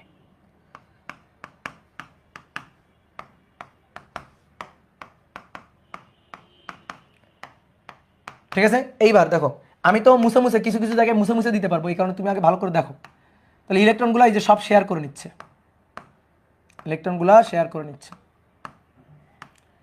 এটা বিশুদ্ধ অবস্থায় আছে। তাহলে বিশুদ্ধ অবস্থায় সব ইলেকট্রনগুলো বন্ধনজোড় ইলেকট্রন, কোনো ফ্রি ইলেকট্রন নেই। সো কন্ডাকশন ব্যান্ডে ইলেকট্রন নেই, কন্ডাকশন ব্যান্ডে ইলেকট্রন এক্সিস্ট করে না। সো এই অবস্থায় তড়িৎ পরিবহনে অংশগ্রহণ করবে না। বিশুদ্ধ অর্ধপরিবাহী কক্ষ তাপমাত্রার নিচে কখনোই তড়িৎ পরিবহনে অংশগ্রহণ করে না। তো এই হচ্ছে সেই স্ট্রাকচারটা। এবার আমি মনে করো এখনও ভেজাল মিশাইনি, এটাকে এখনও এক্সটেন্সিভ বানাইনি, বহির্জাত অর্ধপরিবাহী এখনও আমি বানাইনি। ওকে, তাহলে এবার আমি ধরো যে কক্ষ তাপমাত্রা, এটা নর্মালি কক্ষ তাপমাত্রার নিচে, এটা তো স্বাভাবিকভাবে ধরো বাংলাদেশে কক্ষ তাপমাত্রার উপরে, তাহলে বাংলাদেশে এর স্ট্রাকচারটা কি এরকম থাকবে না। বাংলাদেশের তাপমাত্রা কক্ষ তাপমাত্রার উপরে, স্বাভাবিক তাপমাত্রা। তাহলে যদি বাংলাদেশের প্রেক্ষাপটে এই চিত্রটা আঁকি, একেবারে বিশুদ্ধ অর্ধপরিবাহী চিত্রটা আঁকি, মানে কক্ষ তাপমাত্রার উপরে আঁকি, তাহলে তখন আমি দেখতে পারবো কিছু সংখ্যক ফ্রি ইলেকট্রন এখানে কিন্তু থাকবে, কিছু সংখ্যক ফ্রি ইলেকট্রন থাকবে। তাহলে ধরো এইখানে এই যে বন্ধনটা, এই বন্ধন ভেঙে, এই যে বন্ধন, এই বন্ধন ভেঙে একটা একটা করে ফ্রি ইলেকট্রন আসলো। তাহলে একটা ইলেকট্রন থাকলো, একটা ইলেকট্রন মুক্ত হয়ে চলে আসলো। তাহলে আমি সেই মুক্ত ইলেকট্রনটা একটু ফোকাস করি। এই যে এখান থেকে দেখো, এই যে এখান থেকে একটা ইলেকট্রন চলে আসছে, এইখান থেকে একটা ইলেকট্রন উঠে চলে আসছে। এই দেখো ইলেকট্রন উঠে চলে আসলো না, ইলেকট্রন যে জায়গা থেকে উঠে চলে আসছে এটা এখন ফ্রি। এই যেটা হচ্ছে এখন ফ্রি ইলেকট্রন, এটা এখন ফ্রি ইলেকট্রন, চার্জ ক্যারিয়ার। এই যে এটাও এখন ফ্রি ইলেকট্রন, তাহলে এই এখন চার্জ ক্যারিয়ার হিসাবে কাজ করবে। তাহলে দুটো ইলেকট্রন চলে আসছে, এই যে দুটো ইলেকট্রন চলে আসছে, দুটো ইলেকট্রন দ্যাট ইজ দুটো হোল। দুটো ইলেকট্রন হলে দুইটা হোল, দেখো এই একটা হোল, এই একটা হোল, এটা হচ্ছে হোল, এইটা হচ্ছে হোল। বলো হোল ফ্রি, হোল ফ্রি নাকি ফ্রি না? বলো হোল চার্জ ক্যারিয়ার নাকি চার্জ ক্যারিয়ার না? অবশ্যই চার্জ ক্যারিয়ার, কারণ এগুলো মুভ করতে পারবে। কিভাবে মুভ করবে, কিভাবে মুভ করবে তোমাকে আমি একটু এই যে হাইলাইটার পেন দিয়ে দেখাই। এখানে যে ইলেকট্রনটা আছে, এখানে যে ইলেকট্রনটা আছে, সেই ইলেকট্রনটা এখানে এসে বসে পড়বে। তাহলে এই ভ্যাকান্ট, এই ভ্যাকান্টটা চলে যাবে হচ্ছে এখানে, ভ্যাকান্টটা চলে যাবে এখানে। তারপরে এখানকার ইলেকট্রনটা যদি এখান থেকে এখানে গিয়ে বসে পড়ে, এখানে গিয়ে বসে পড়ে, তাহলে ভ্যাকান্টটা চলে যাবে তখন এখানে। এখানকার ইলেকট্রনটা যদি এখানে গিয়ে বসে পড়ে, ভ্যাকান্টটা চলে যাবে এখানে। তাহলে দেখো যে ভ্যাকান্ট বা হোলটা এখানে ছিল সেটা মুভ করতে করতে এখান থেকে এখানে, এখান থেকে এখানে, এখান থেকে এখানে চলে যাচ্ছে। তাহলে এটা কিন্তু মুভ করতেছে ফ্রি। তাহলে বলো এইখানে কোনো চার্জ ক্যারিয়ার আছে কিনা? আপাতত বলো চার্জ ক্যারিয়ার আছে কিনা এটাতে, এই স্ট্রাকচারে কোনো চার্জ ক্যারিয়ার আছে কিনা? ইয়েস আছে। কয় ধরনের চার্জ ক্যারিয়ার আছে ভালো করে বুঝবা। কয় ধরনের? দুই ধরনের চার্জ ক্যারিয়ার আছে, ইলেকট্রনও আছে, হোলও আছে। এবার বলো কয়টা ইলেকট্রন আছে, কয়টা হোল আছে? তুমি বলো কয়টা ইলেকট্রন, কয়টা হোল আছে? এখানে কয়টা ইলেকট্রন আছে? দুটো ইলেকট্রন আছে, ইলেকট্রন দুটো, এই যে ফ্রি ইলেকট্রন দুটো। আবার হোলও আছে দুইটা, হোলও আছে দুইটা। তাহলে পজিটিভ চার্জ ক্যারিয়ার, ভালো করে বুঝিও, positive charge carrier negative charge carrier কিন্তু সমান সমান আছে। পজিটিভ চার্জ ক্যারিয়ার আছে দুইটা, নেগেটিভ চার্জ ক্যারিয়ার আছে দুইটা। মানে এটাতে দেখো এইখানে দেখাই, এখানে এই যে দুইটা হোল বা ভ্যাকান্ট, দুইটা হোল বা ভ্যাকান্ট এবং দুইটা ফ্রি ইলেকট্রন।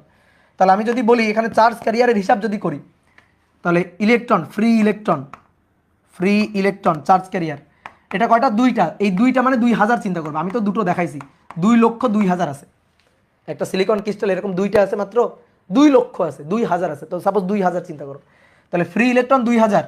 তাহলে ফ্রি ইলেকট্রন যদি 2000 হয়, ফ্রি হোল, ফ্রি হোল, এই যে হোলটাকে আমি একটা এই যে গোল্লা চিহ্ন দিলাম, তাহলে এটা হচ্ছে 2000। তাহলে সেম সংখ্যক আছে। আচ্ছা বলো তো এটা, এটা চার্জলি মানে চার্জের ব্যাপারটা যদি আমরা চিন্তা করি, চার্জের হিসাবে যদি আমরা চিন্তা করি, তাহলে এটা নিউট্রাল, ইলেকট্রিক্যালি এটা নিউট্রাল নাকি এটা তড়িৎ চার্জগ্রস্ত? বলো এটা নিউট্রাল নাকি তড়িৎ চার্জগ্রস্ত? এটা বলো নিউট্রাল। কেন নিউট্রাল? কেন এটা নিউট্রাল? কারণ এর সেম সংখ্যক নেগেটিভ চার্জ ক্যারিয়ার, সেম সংখ্যক পজিটিভ চার্জ ক্যারিয়ার আছে। যেমন যদি 2000 ইলেকট্রন হয়, তাহলে 2000 ইলেকট্রনের চার্জ হচ্ছে 2 ইন্টু 2000 ইলেকট্রন, তাহলে 2000, এই যে 2000 গুণ ইলেকট্রনের চার্জ -1.6 ইন্টু 10⁻⁻19 কুলম, এত কুলম। তাহলে এটা যদি ইলেকট্রনের চার্জ হয়, তাহলে হোল বা ভ্যাকান্ট এটা পজিটিভ, তাহলে হোল বা ভ্যাকান্ট এর চার্জ কত? ইলেকট্রনের চার্জের সমপরিমাণ চার্জ, ইলেকট্রনের চার্জের সমপরিমাণ চার্জ। তাহলে এর কি 2000 গুণ ইলেকট্রনের চার্জের সমপরিমাণ 1.6 ইন্টু 10⁻⁻19 কুলম। তাহলে এই দুটো যোগ করলে দেখো চার্জ কিউ 0। তাহলে এটা নিউট্রাল, এটা তড়িৎ নিরপেক্ষ, ঠিক আছে, এটা তড়িৎ নিরপেক্ষ, নিউট্রাল, তড়িৎ নিরপেক্ষ নিউট্রাল। তাহলে সেম ভাবে এখানেও আমরা বলতে পারি এটাও এখন তড়িৎ নিরপেক্ষ বা নিউট্রাল। এইবার আসো, এইবার আমরা পঞ্চযোজী মৌল মিশাবো। ধরো পঞ্চযোজী মৌল মানে ফসফরাস। তো ধরো আমরা এখানে একটা ফসফরাস আর ধরো এখানে একটা ফসফরাস, এই দুই জায়গায় দুইটা ফসফরাস মিশাবো। তাহলে পঞ্চযোজী মৌল হিসাবে ফসফরাস ইনজেক্ট করলাম, এই যে এটা একটা ফসফরাস, এইটা একটা ফসফরাস ইনজেক্ট করলাম। ফসফরাসের লাস্ট কক্ষপথে ইলেকট্রন কয়টা? ফসফরাসের লাস্ট কক্ষপথে ইলেকট্রন কয়টা? লাস্ট কক্ষপথে ইলেকট্রন হচ্ছে, ফসফরাসের লাস্ট কক্ষপথে ইলেকট্রন হচ্ছে 5টা, পঞ্চযোজী। তাহলে লাস্ট কক্ষপথে ইলেকট্রন থাকবে কয়টা? 5টা, ঠিক আছে। যোজ্যতা কক্ষপথে, যোজনী কক্ষপথে 5টি ইলেকট্রন থাকবে, 5টি ইলেকট্রন। তাহলে 5টি ইলেকট্রন, 4টা তো শেয়ার করে নিল। দেখো এই ফসফরাস 4টা ইলেকট্রন শেয়ার করে নিল কিনা? 1টা 2টা 3টা 4টা ইলেকট্রন শেয়ার করে নিল। তাহলে বাকি কয়টা থাকলো? 1টা। তাহলে ওর লাস্ট কক্ষপথে টোটাল ইলেকট্রন কয়টা? এখন এই যে যখন আর কি, এই যে লাস্ট কক্ষপথে টোটাল ইলেকট্রন কয়টা? এইটা তো 2টা 4টা 5টা 6টা 7টা 8টা, আর একটা 9টা। তাহলে টোটাল কয়টা হলো? লাস্ট কক্ষপথের কয়টা হলো? 9টা। এবার 9টা হচ্ছে মরার উপর খাড়ার ঘায়ের মতো, এই 9টা ইলেকট্রন, এই 9টা ইলেকট্রন হচ্ছে মানে হুদাহুদি একটা বাড়তি আছে, 8টা দরকার, 8টা থাকলে সুস্থিতি। বলো কোনো একটা অ্যাটম সে সুস্থিত অবস্থা অর্জন করে কখন? যখন অষ্টক পূর্ণ হয় তখন সে সুস্থিত অবস্থা অর্জন করে। তো লাস্ট কক্ষপথে 9টা আছে, অষ্টক পূর্ণ হয়ে আরও একটা আছে, তাহলে ওই আরও একটা হচ্ছে বাড়তি, ওইটারেও কি করবে? ফেলে দিবে। বাড়তি জিনিস রেখে কি করবে? তখন ফসফরাস, ভালো করে খেয়াল করো, ফসফরাস কি করবে? তার যে লাস্ট কক্ষপথে একটা ইলেকট্রন আছে সেই ইলেকট্রনটাকে সে বাইরে বের করে দিবে, সেই ইলেকট্রনটাকে সে ফেলে দিবে, সে বাইরে ইলেকট্রনটাকে ফেলে দিবে, ইলেকট্রনটাকে সে বাইরে ছেড়ে দিবে, লাস্ট কক্ষপথে ধরে রাখবে না। তাহলে যখন ধরে রাখতেছে না, এ তখন কি হয়ে গেল? ছেড়ে দিল, ছেড়ে দিলে কি হয়ে গেল? ফ্রি হয়ে গেল। তাহলে ফ্রি হয়ে গেলে সে তো চার্জ ক্যারিয়ার, সে তো চার্জ ক্যারিয়ার হয়ে গেল, এ তো তখন চার্জ ক্যারিয়ার হিসাবে কাজ করবে, তাহলে একটা চার্জ ক্যারিয়ার পাওয়া গেল। তাহলে দেখো এই ফসফরাস সে কিন্তু পার্মানেন্টলি, যখন আমি ফসফরাস ইনজেক্ট করতেছি সে কিন্তু পার্মানেন্টলি একটা ইলেকট্রন বেশি নিয়ে ঢুকতেছে এবং সেই ইলেকট্রনটাকে ঢোকার পরে ছেড়ে দিচ্ছে, ছেড়ে দিলে সে ফ্রি হয়ে যাচ্ছে, আর ফ্রি ইলেকট্রন চার্জ ক্যারিয়ার, অর্থাৎ চার্জ ক্যারিয়ার নিয়ে প্রবেশ করতেছে। বুঝছো? বিশুদ্ধ অর্ধপরিবাহী এটা করে না। বিশুদ্ধ অর্ধপরিবাহী এখানে যখন সিলিকন ছিল সে কিন্তু এটা করতো না, সিলিকন কিন্তু এটা করে নাই। সিলিকনের লাস্ট কক্ষপথে 4টা ইলেকট্রন ছিল, সে 4টা ইলেকট্রনের সাথে বন্ধন শেয়ার করে নিছিল, ইলেকট্রন শেয়ার করে নিছিল, নিয়ে অষ্টক পূর্ণ করছিল। কিন্তু ফসফরাসের 5টা আছে, তাহলে অষ্টক পূর্ণ করার পরে একটা বাড়তি আছে, সেই একটা বাড়তিকে সে ধরে রাখবে না, ছেড়ে দিবে। অনেকে বলতে ভাই কেন ধরে রাখবে না? কারণ সে সুস্থিত অবস্থা অর্জন করতে চায়, এই কারণে ধরে রাখবে না। ধরো একটা বাসের কথা চিন্তা করো, ধরো একটা বাসে 8টা সিট আছে, বাসে এরকম 8টা সিট আছে। এই বাসটা মনে করো রাজশাহী থেকে ঢাকা যাবে, তাহলে 8টা সিটে 8জন লোক বসে গেছে, 8টা সিটে 8টা ইলেকট্রন বা 8জন লোক বসে গেছে, তাহলে বাসটা এখন সুস্থিত অবস্থা অর্জন, ড্রাইভার টান দিয়ে চলে যাবে। এবার কি করলো? রাস্তায় মনে করো আরেকজন লোক উঠে গেছে, আরেকজন লোক উঠে দাঁড়ায় আছে, তার তো বসার জায়গা নেই, সে কি করবে? ঝুলে ঝুলে ঝুলে ঝুলে যাইতে হবে, তাই না?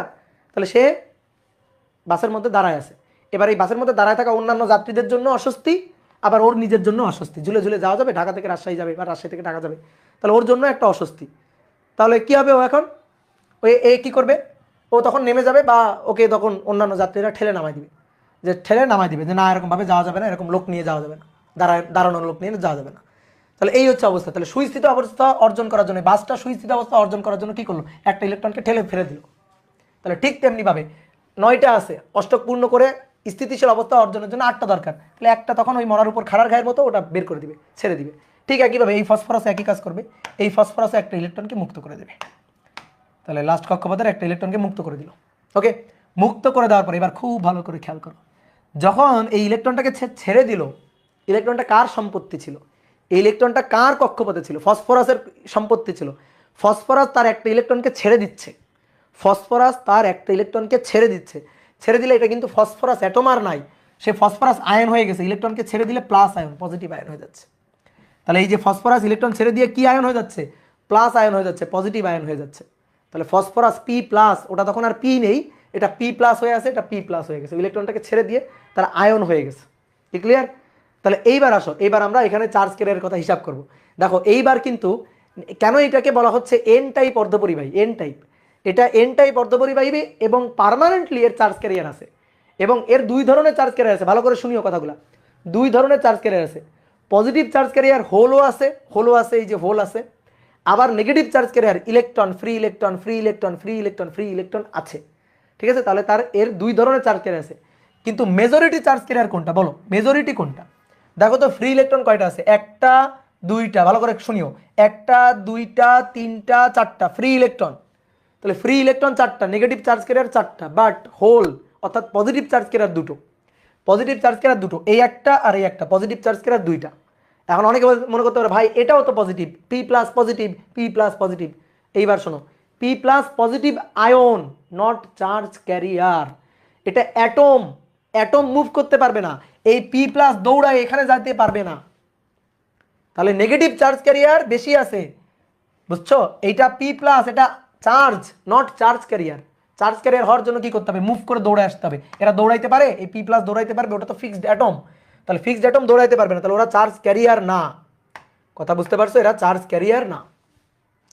তো এইবার আসো আমরা চার্জ এবং চার্জ ক্যারিয়ারের হিসাব করবো। আসো চার্জ এবং চার্জ ক্যারিয়ারের হিসাব করবো। তাহলে প্রথমে চার্জ ক্যারিয়ারের হিসাব করি, চার্জ বাহকের হিসাব করি। চার্জ বাহক, আদান বাহক, এটার আমরা হিসাব করব। দেখি তো এটার হিসাব করে। তাহলে চার্জ বাহক, তাহলে আসো প্রথমে নেগেটিভ টাইপ চার্জ ক্যারিয়ার।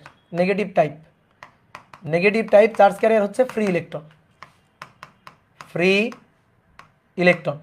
তাহলে ফ্রি ইলেকট্রনের সংখ্যা কয়টা? গুণি একটা, দুটো, তিনটা, চারটা, তাহলে ফ্রি ইলেকট্রন 4000। ঠিক আছে, আগে থেকে দেখো ফ্রি ইলেকট্রন ছিল একটা, দুটো, তাহলে আগে থেকে 2000 ছিল, আবার পরে আরও দুটো, এই ফসফরাসের জন্য আরও দুটো, তাহলে 2000 2000, তাহলে 2 যোগ 2, তাহলে টোটাল হচ্ছে 4000। 2 যোগ 2, তাহলে টোটাল হচ্ছে 4000। ঠিক আছে, এটা হচ্ছে ফ্রি ইলেকট্রন। এবার positive type charge carrier, free hole, এটা কয়টা? ফ্রি হোল একটা, দুইটা, আর কি হোল আছে না?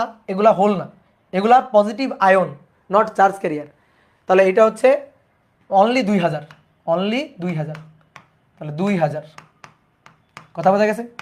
এইবার তাহলে বেশি চার্জ ক্যারিয়ার কার? কোনটা বেশি? ইলেকট্রন বেশি না হোল বেশি? বলো, এখান থেকে বলো কোনটা বেশি। তাহলে number of negative type charge carrier, অর্থাৎ electron, number of electron is greater than number of hole. তাহলে number of negative type charge carrier is greater than number of positive type charge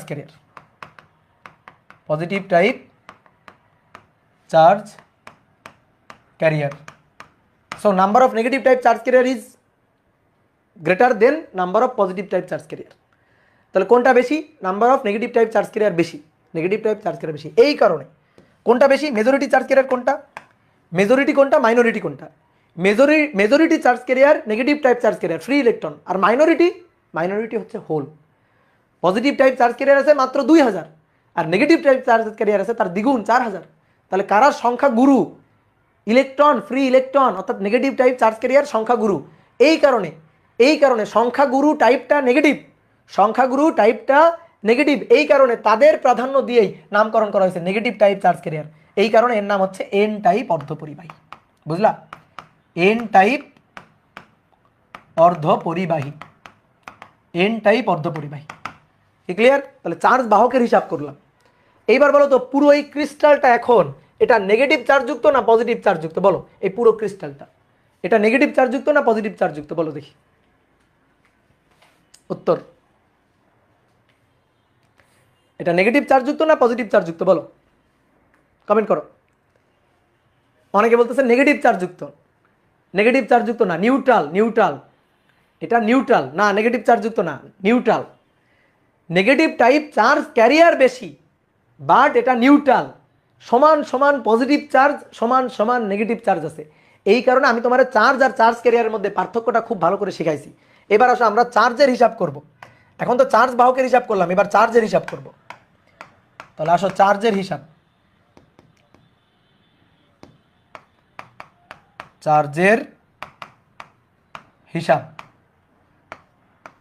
ঠিক আছে, চার্জের হিসাব করব।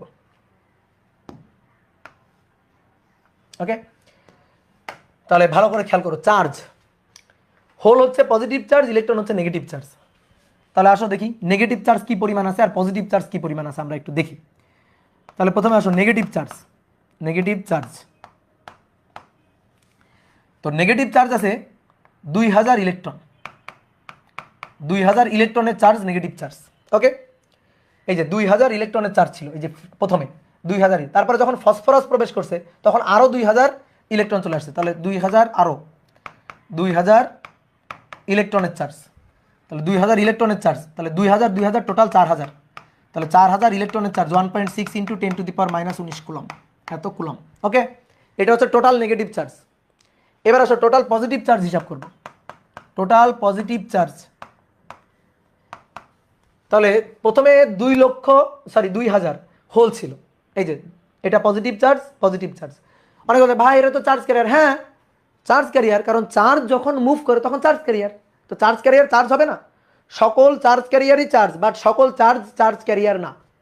যে সকল চার্জ দৌড়াইতে পারে তারাই চার্জ ক্যারিয়ার। তাহলে চার্জের হিসাব করতেছি, চার্জ ক্যারিয়ারের হিসাব না। তাহলে হোল তো চার্জ ক্যারিয়ারও হবে, চার্জও হবে। তাহলে 2000 হোল।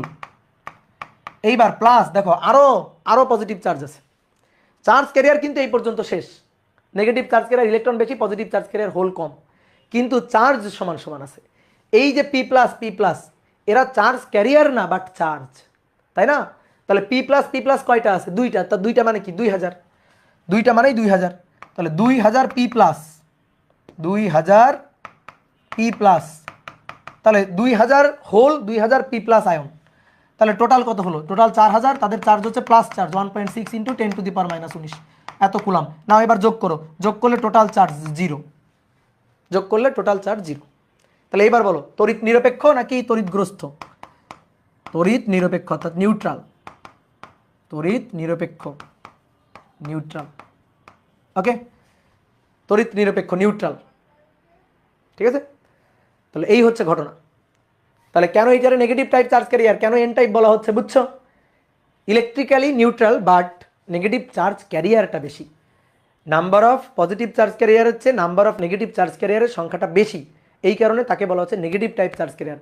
অর্থাৎ তোমাকে যদি অনেক সময় আমরা ভুল উত্তর দিই, কিন্তু এই কনসেপ্ট জানার পরে আর আমরা ভুল উত্তর দিব না। কেউ যদি এখন তোমাকে জিজ্ঞেস করে এই বলো পি টাইপ আর এন টাইপ, মানে সরি ধরো এন টাইপের মধ্যে কোন চার্জ ক্যারিয়ার আছে, তখন তুমি বলবা এন টাইপে দুই ধরনের চার্জ ক্যারিয়ার আছে, পজিটিভ টাইপ চার্জ ক্যারিয়ার হোলও আছে, নেগেটিভ টাইপ চার্জ ক্যারিয়ার ইলেকট্রনও আছে, দুই ধরনের চার্জ ক্যারিয়ার আছে। কিন্তু তারপরে তোমাকে যদি জিজ্ঞেস করে তাহলে কেন এন টাইপ বলা হয়, তুমি বলবা number of negative type charge carrier is greater than number of positive type charge career. So এই কারণে যেহেতু মেজরিটি চার্জ ক্যারিয়ারটা নেগেটিভ টাইপ ইলেকট্রন, এই কারণে তাকে এন টাইপ অর্ধপরিবাহী বলা হয়, বাট এটা ইলেকট্রিক্যালি নিউট্রাল। বুঝতে পারছো? তাহলে দুই ধরনের চার্জ ক্যারিয়ার থাকে, কিন্তু মেজরিটি কোনটা? মেজরিটি হচ্ছে নেগেটিভ টাইপ চার্জ ক্যারিয়ার। একেবারে খুঁটিনাটি কথা বললাম। এবার সেম জিনিসটা আমরা দেখব এবার পি টাইপের জন্য। তাহলে পি টাইপ অর্ধপরিবাহী, এটা পড়েই শেষ। পি টাইপ অর্ধপরিবাহী, ওকে, পি টাইপ অর্ধপরিবাহী। তাহলে পি টাইপ অর্ধপরিবাহীর জন্য কি লাগবে? ত্রিযোজী মৌল লাগবে, ত্রিযোজী মৌল। ত্রিযোজী যে মৌলগুলা আছে সেই মৌলগুলা লাগবে এখন। তো ত্রিযোজী মৌল আমার এখন যেটা মনে পড়তেছে সেটা হচ্ছে অ্যালুমিনিয়াম। তাহলে সিলিকনের একটা স্ট্রাকচারের মধ্যে আমরা অ্যালুমিনিয়াম ইনজেক্ট করবো। তাহলে আমি প্রথমে একটু সিলিকন স্ট্রাকচারটা আঁকি।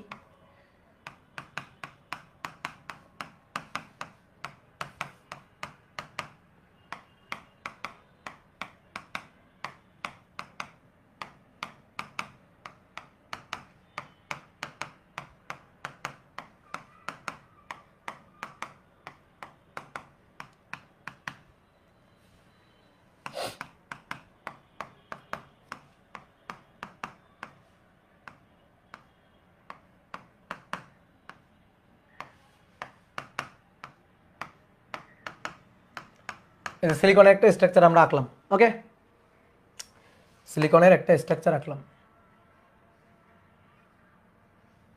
একটু কমাই ফেললাম, হ্যাঁ, এটুকু এনাফ। তাহলে এবার আসো, সব ইলেকট্রনগুলো তো প্রথমে শেয়ার করে নিচ্ছে, কপি করে এনে বসানো গেলে ভালো হতো, তাহলে এত কষ্ট করা লাগতো না। জীবনে কত কষ্ট, চিত্র আঁকা সবচেয়ে বেশি কষ্ট। তাও তো ধরো বেঁচে গেছি। অফলাইনে যদি পড়াইতে হইতো 11টা ব্যাচে এই চিত্র যদি 11 বার আঁকা লাগে, বলো কারো মাথা ঠিক থাকে?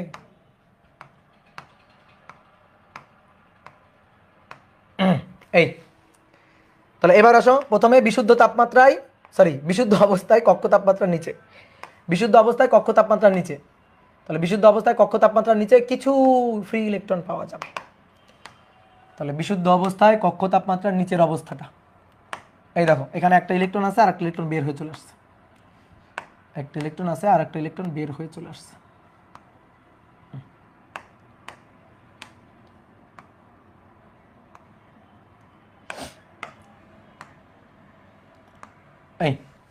এই যে এই দুটো হচ্ছে ফ্রি ইলেকট্রন, বুঝলা? ফ্রি, কিন্তু ফ্রি ইলেকট্রন, এটাও এই যে ফ্রি ইলেকট্রন। তাহলে দুটো ফ্রি ইলেকট্রন, দুটো হোল, দুটো ফ্রি ইলেকট্রন, দুটো হোল। তাহলে ইলেকট্রিক্যালি নিউট্রাল এবং সমান সংখ্যক পজিটিভ চার্জ ক্যারিয়ার, সমান সংখ্যক নেগেটিভ চার্জ ক্যারিয়ার আছে আপাতত। এইবার আমি অ্যালুমিনিয়াম ইনজেক্ট করব, ফেব্রিকেশন প্রসেসে টাকা পয়সা খরচ করে অ্যালুমিনিয়াম ইনজেক্ট করব। তাহলে ধরো আমি এখানে দুইটা অ্যালুমিনিয়াম ইনজেক্ট করলাম, এই যে অ্যালুমিনিয়াম। এইবার অ্যালুমিনিয়ামের লাস্ট কক্ষপথে ইলেকট্রন, তো ভাই অ্যালুমিনিয়ামের লাস্ট কক্ষপথে ইলেকট্রন কয়টা? লাস্ট কক্ষপথে ইলেকট্রন হচ্ছে 3টা। অ্যালুমিনিয়ামের লাস্ট কক্ষপথে ইলেকট্রন হচ্ছে 3টা। তাহলে একটা হাত ফাঁকা নিয়ে প্রবেশ করবে। এই যে দেখো একটা হাত ফাঁকা, এই যে একটা হাত ফাঁকা নিয়ে প্রবেশ করলো, এই যে ফাঁকা। ঠিক আছে, তাহলে ঠিক একইভাবে এখানেও তাই, একটা হাত ফাঁকা নিয়ে প্রবেশ করবে, এই যে একটা হাত ফাঁকা। দেখো অ্যালুমিনিয়ামের লাস্ট কক্ষপথে ইলেকট্রন ছিল 3টা, আর সে 4টা সিলিকনের সাথে ইলেকট্রন শেয়ার করলো। তাহলে অষ্টক পূর্ণ হয়েছে? বলো বলো, অষ্টক পূর্ণ হয়েছে? অষ্টক পূর্ণ হয়নি, 7টা আছে। তাহলে সুস্থিত অবস্থা অর্জন করবে। বাসের কথা চিন্তা করো, বাস ঢাকা যাচ্ছে, 8টা সিট, 8টা সিট সুস্থিত অবস্থা অর্জন করে যাইতে হবে। তাহলে 7টা সিটে যাত্রী বসা আছে, একটা সিট ফাঁকা জাস্ট। তখন ওই সিটটা যদি পূরণ না হয়, তাহলে বাংলাদেশে দেখবা ড্রাইভার যেই কাজটা করবে, ড্রাইভার কন্ট্রাক্টর এরা যেই কাজটা করবে, পারলে রাস্তা থেকে একজন লোক নিয়ে বাসের মধ্যে উঠাবে। তাহলে রাস্তা থেকে লোক একজন নিয়ে যাবে না, ধরো সে যাবে না, জোর করে তারা নিয়ে যাবে, যাইতে হবে, কারণ সিট ফাঁকা রাখা যাবে না। তাহলে সিট ফাঁকা রাখা যাবে না, তাহলে 8টা পূর্ণ করতে হবে, 8টা পূর্ণ করে তারপরে যাইতে হবে। তাহলে 8টা পূর্ণ করলে সুস্থিত অবস্থা অর্জন হবে। তাহলে এরও তাই, একটা হাত ফাঁকা আছে, এ অষ্টক পূর্ণ করবে। অষ্টক পূর্ণ করার জন্য সে কি করবে? সিলিকনের, শোনো, সিলিকনের সাথে সিলিকনের বন্ড খুব দুর্বল বন্ড। তাহলে তখন এই যে দুর্বল বন্ড, এরকম একটা বন্ড ভেঙে ফেলবে, ভেঙে এখান থেকে একটা ইলেকট্রনকে এখানে নিয়ে আসবে। বুঝছো কথা কি? বুঝছো? এখান থেকে, এই যে এখান থেকে একটা ইলেকট্রনকে এখানে নিয়ে আসবে। এখান থেকে যে ইলেকট্রনটা, সেই ইলেকট্রনটা এসে এখানে বসে গেল, ইলেকট্রনটা এখানে এসে বসে গেল।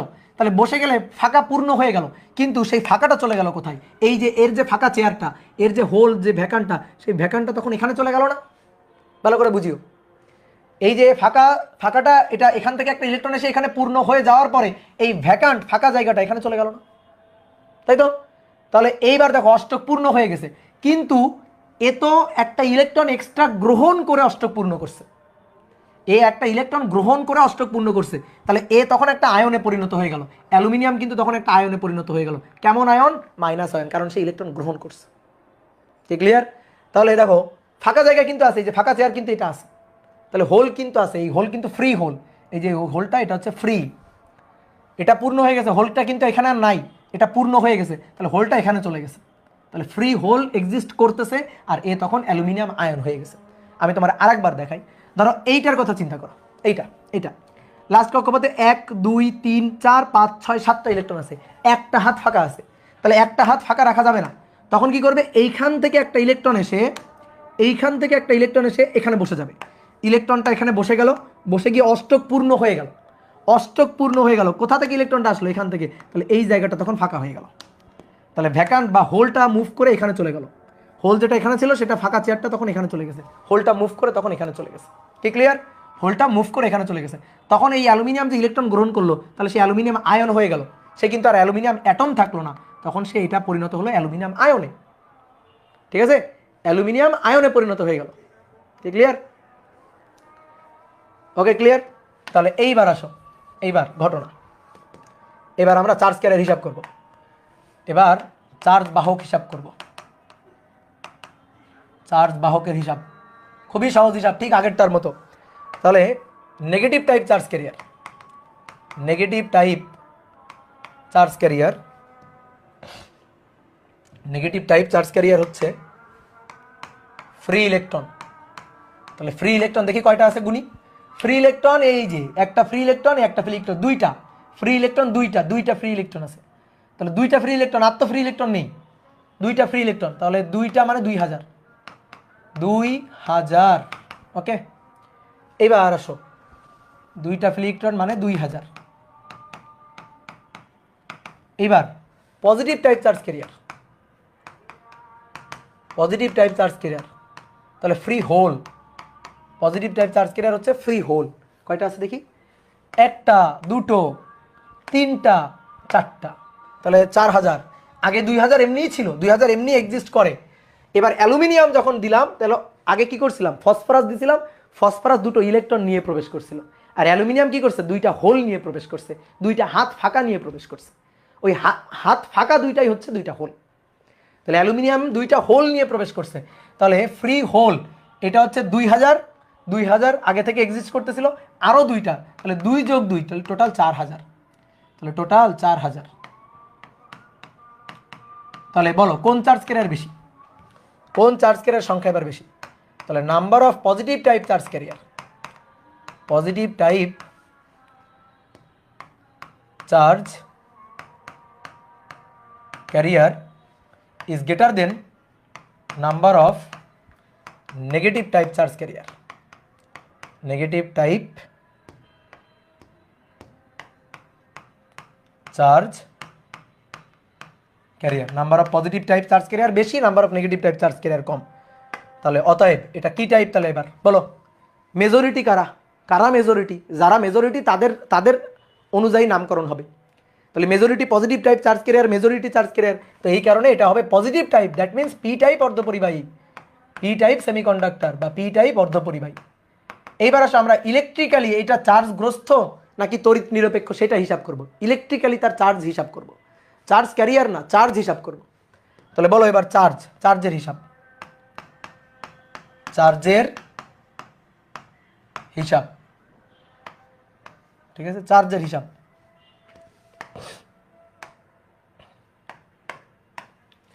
তাহলে আসো চার্জের হিসাব করব। তাহলে চার্জের হিসাব কিভাবে লিখছিলাম? নেগেটিভ চার্জ, হ্যাঁ।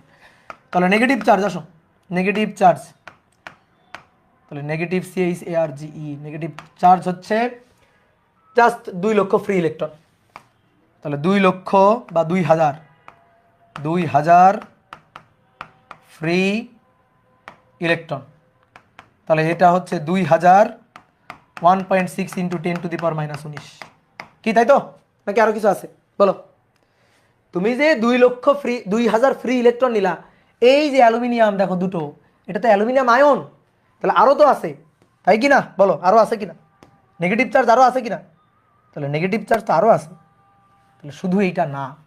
তাহলে নেগেটিভ চার্জ হচ্ছে 2000 ফ্রি ইলেকট্রন প্লাস 2000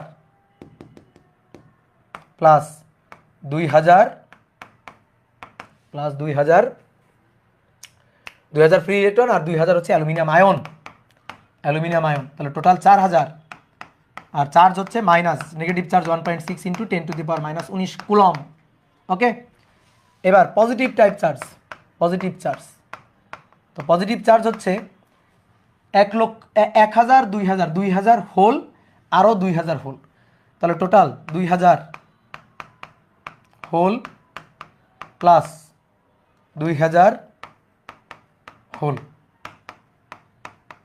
তাহলে টোটাল 4000। পজিটিভ চার্জ 1.6 × 10⁻⁻19 পজিটিভ, এত কুলম। তাহলে এবার এই দুইটা যোগ করি, টোটাল কিউ এর মান 0। তাহলে অর্থাৎ তড়িৎ নিরপেক্ষ, তড়িৎ নিরপেক্ষ। ছোট্ট একটা ক্লাস করলাম আজকে আমরা, বুঝছো? দ্যাট ইজ নিউট্রাল, নিউট্রাল, ঠিক আছে? এই হচ্ছে ঘটনা, বুঝলা? তাহলে কেন পি টাইপ বলা হয়েছে, কেন এন টাইপ বলা হয়েছে? অনেকে ভাবে পি টাইপে মনে হয় শুধু পজিটিভ টাইপ চার্জ ক্যারিয়ার, না, মিথ্যা কথা। পি টাইপে পজিটিভ নেগেটিভ 2 ধরনের চার্জ ক্যারিয়ার আছে, but positive type charge career P টাইপে বেশি। এন টাইপে পজিটিভ নেগেটিভ 2 ধরনের চার্জ ক্যারিয়ার আছে, কিন্তু এন টাইপে নেগেটিভ চার্জ ক্যারিয়ার বেশি। এবার আমরা কন্টিনিউয়াস তড়িৎ পরিবহনের জন্য আমরা কি করব? আমরা পরের দিন পাশাপাশি পি টাইপ আর এন টাইপ দুইটাকে পাশাপাশি রেখে একটা ডায়োড তৈরি করব, পিএন জাংশন ডায়োড তৈরি করব, ঠিক আছে? পি টাইপ আর এন টাইপকে পাশাপাশি রাখবো। এটা মনে করো পি টাইপ আর এটা হচ্ছে এন টাইপ, পাশাপাশি রাখবো একটা সিলিকন স্ট্রাকচারে। একটা অংশে পি টাইপে ডোপিং করব, একটা অংশে এন টাইপে ডোপিং করব। এন টাইপে ডোপিং করে পাশাপাশি রেখে আমরা পিএন জাংশন ডায়োড তৈরি করব, পিএন জাংশন ডায়োড তৈরি করব। তাহলে নেক্সট দিন ডায়োড নিয়ে আলোচনা, বুঝলা? নেক্সট দিন ডায়োড নিয়ে আলোচনা। এই যে আমরা পি টাইপ আর এন টাইপ যে অর্ধপরিবাহী, পি টাইপ আর এন টাইপ যে অর্ধপরিবাহী তৈরি করলাম, কি করে তৈরি করলাম? ডোপিং করে তৈরি করলাম। এটাকে বলা হয় ডোপিং। ডোপ সিস্টেম থেকে আসছে ডোপিং। ওই যে দেখবা অনেক সময় ওই যে ড্রাইভ মানে গাড়ি হাইওয়েতে অনেক সময় হচ্ছে ডোপ টেস্ট করে, গাড়ির ড্রাইভারদের হচ্ছে ডোপ টেস্ট করে পুলিশে, যে অ্যালকোহল বা মনে করো যে কিছু হাবিজাবি খেয়ে গাড়ি চালাচ্ছে কিনা, এই জিনিসটা টেস্ট করে। তো টেস্ট করার জন্য ওই যে ডোপ টেস্ট করা হয়। তো ডোপ টেস্ট মানে ভেজাল টেস্ট, ডোপ টেস্ট মানে ভেজাল টেস্ট, ঠিক আছে? তো এই ভেজাল টেস্ট করার যে সিস্টেম সেটা হচ্ছে ডোপ টেস্ট, সেখান থেকে আসছে ডোপিং। তা আমরা যেখানে ভেজাল মিশাচ্ছি, তো ভেজাল মিশানোর প্রসেসটাকে বলা হয় ডোপিং। তাহলে বিশুদ্ধ অর্ধপরিবাহীতে তড়িৎ পরিবহনের জন্য বিশুদ্ধ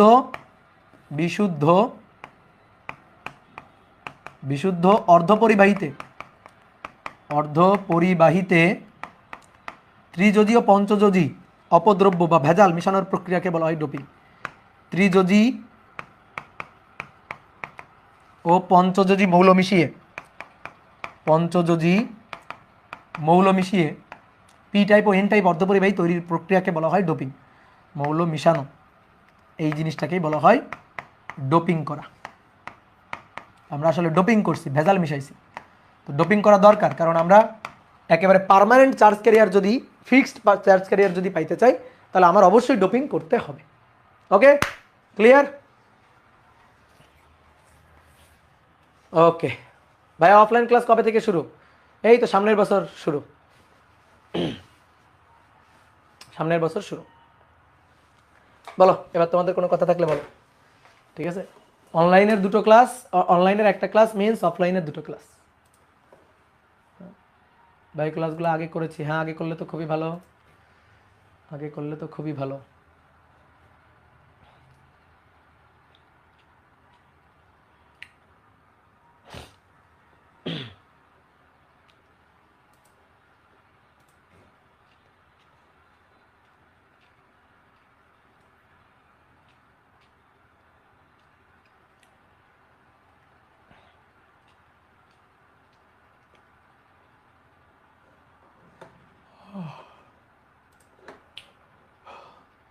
রাতে আবার ক্লাস নেব, রাতে আবার ক্লাস নেবা বলো, রাতে কোন ক্লাস নেবা বলো?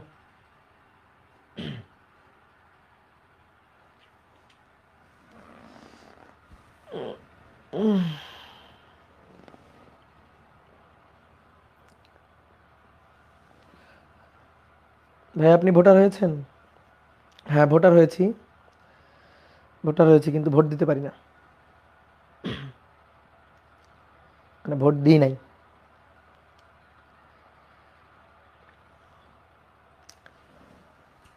ভৌত বিজ্ঞানের ক্লাস কবে দিবেন? এই তো ক্লাস দিয়ে দিব, আজকেই দিয়ে দিব। ওকে টাটা, বাই বাই।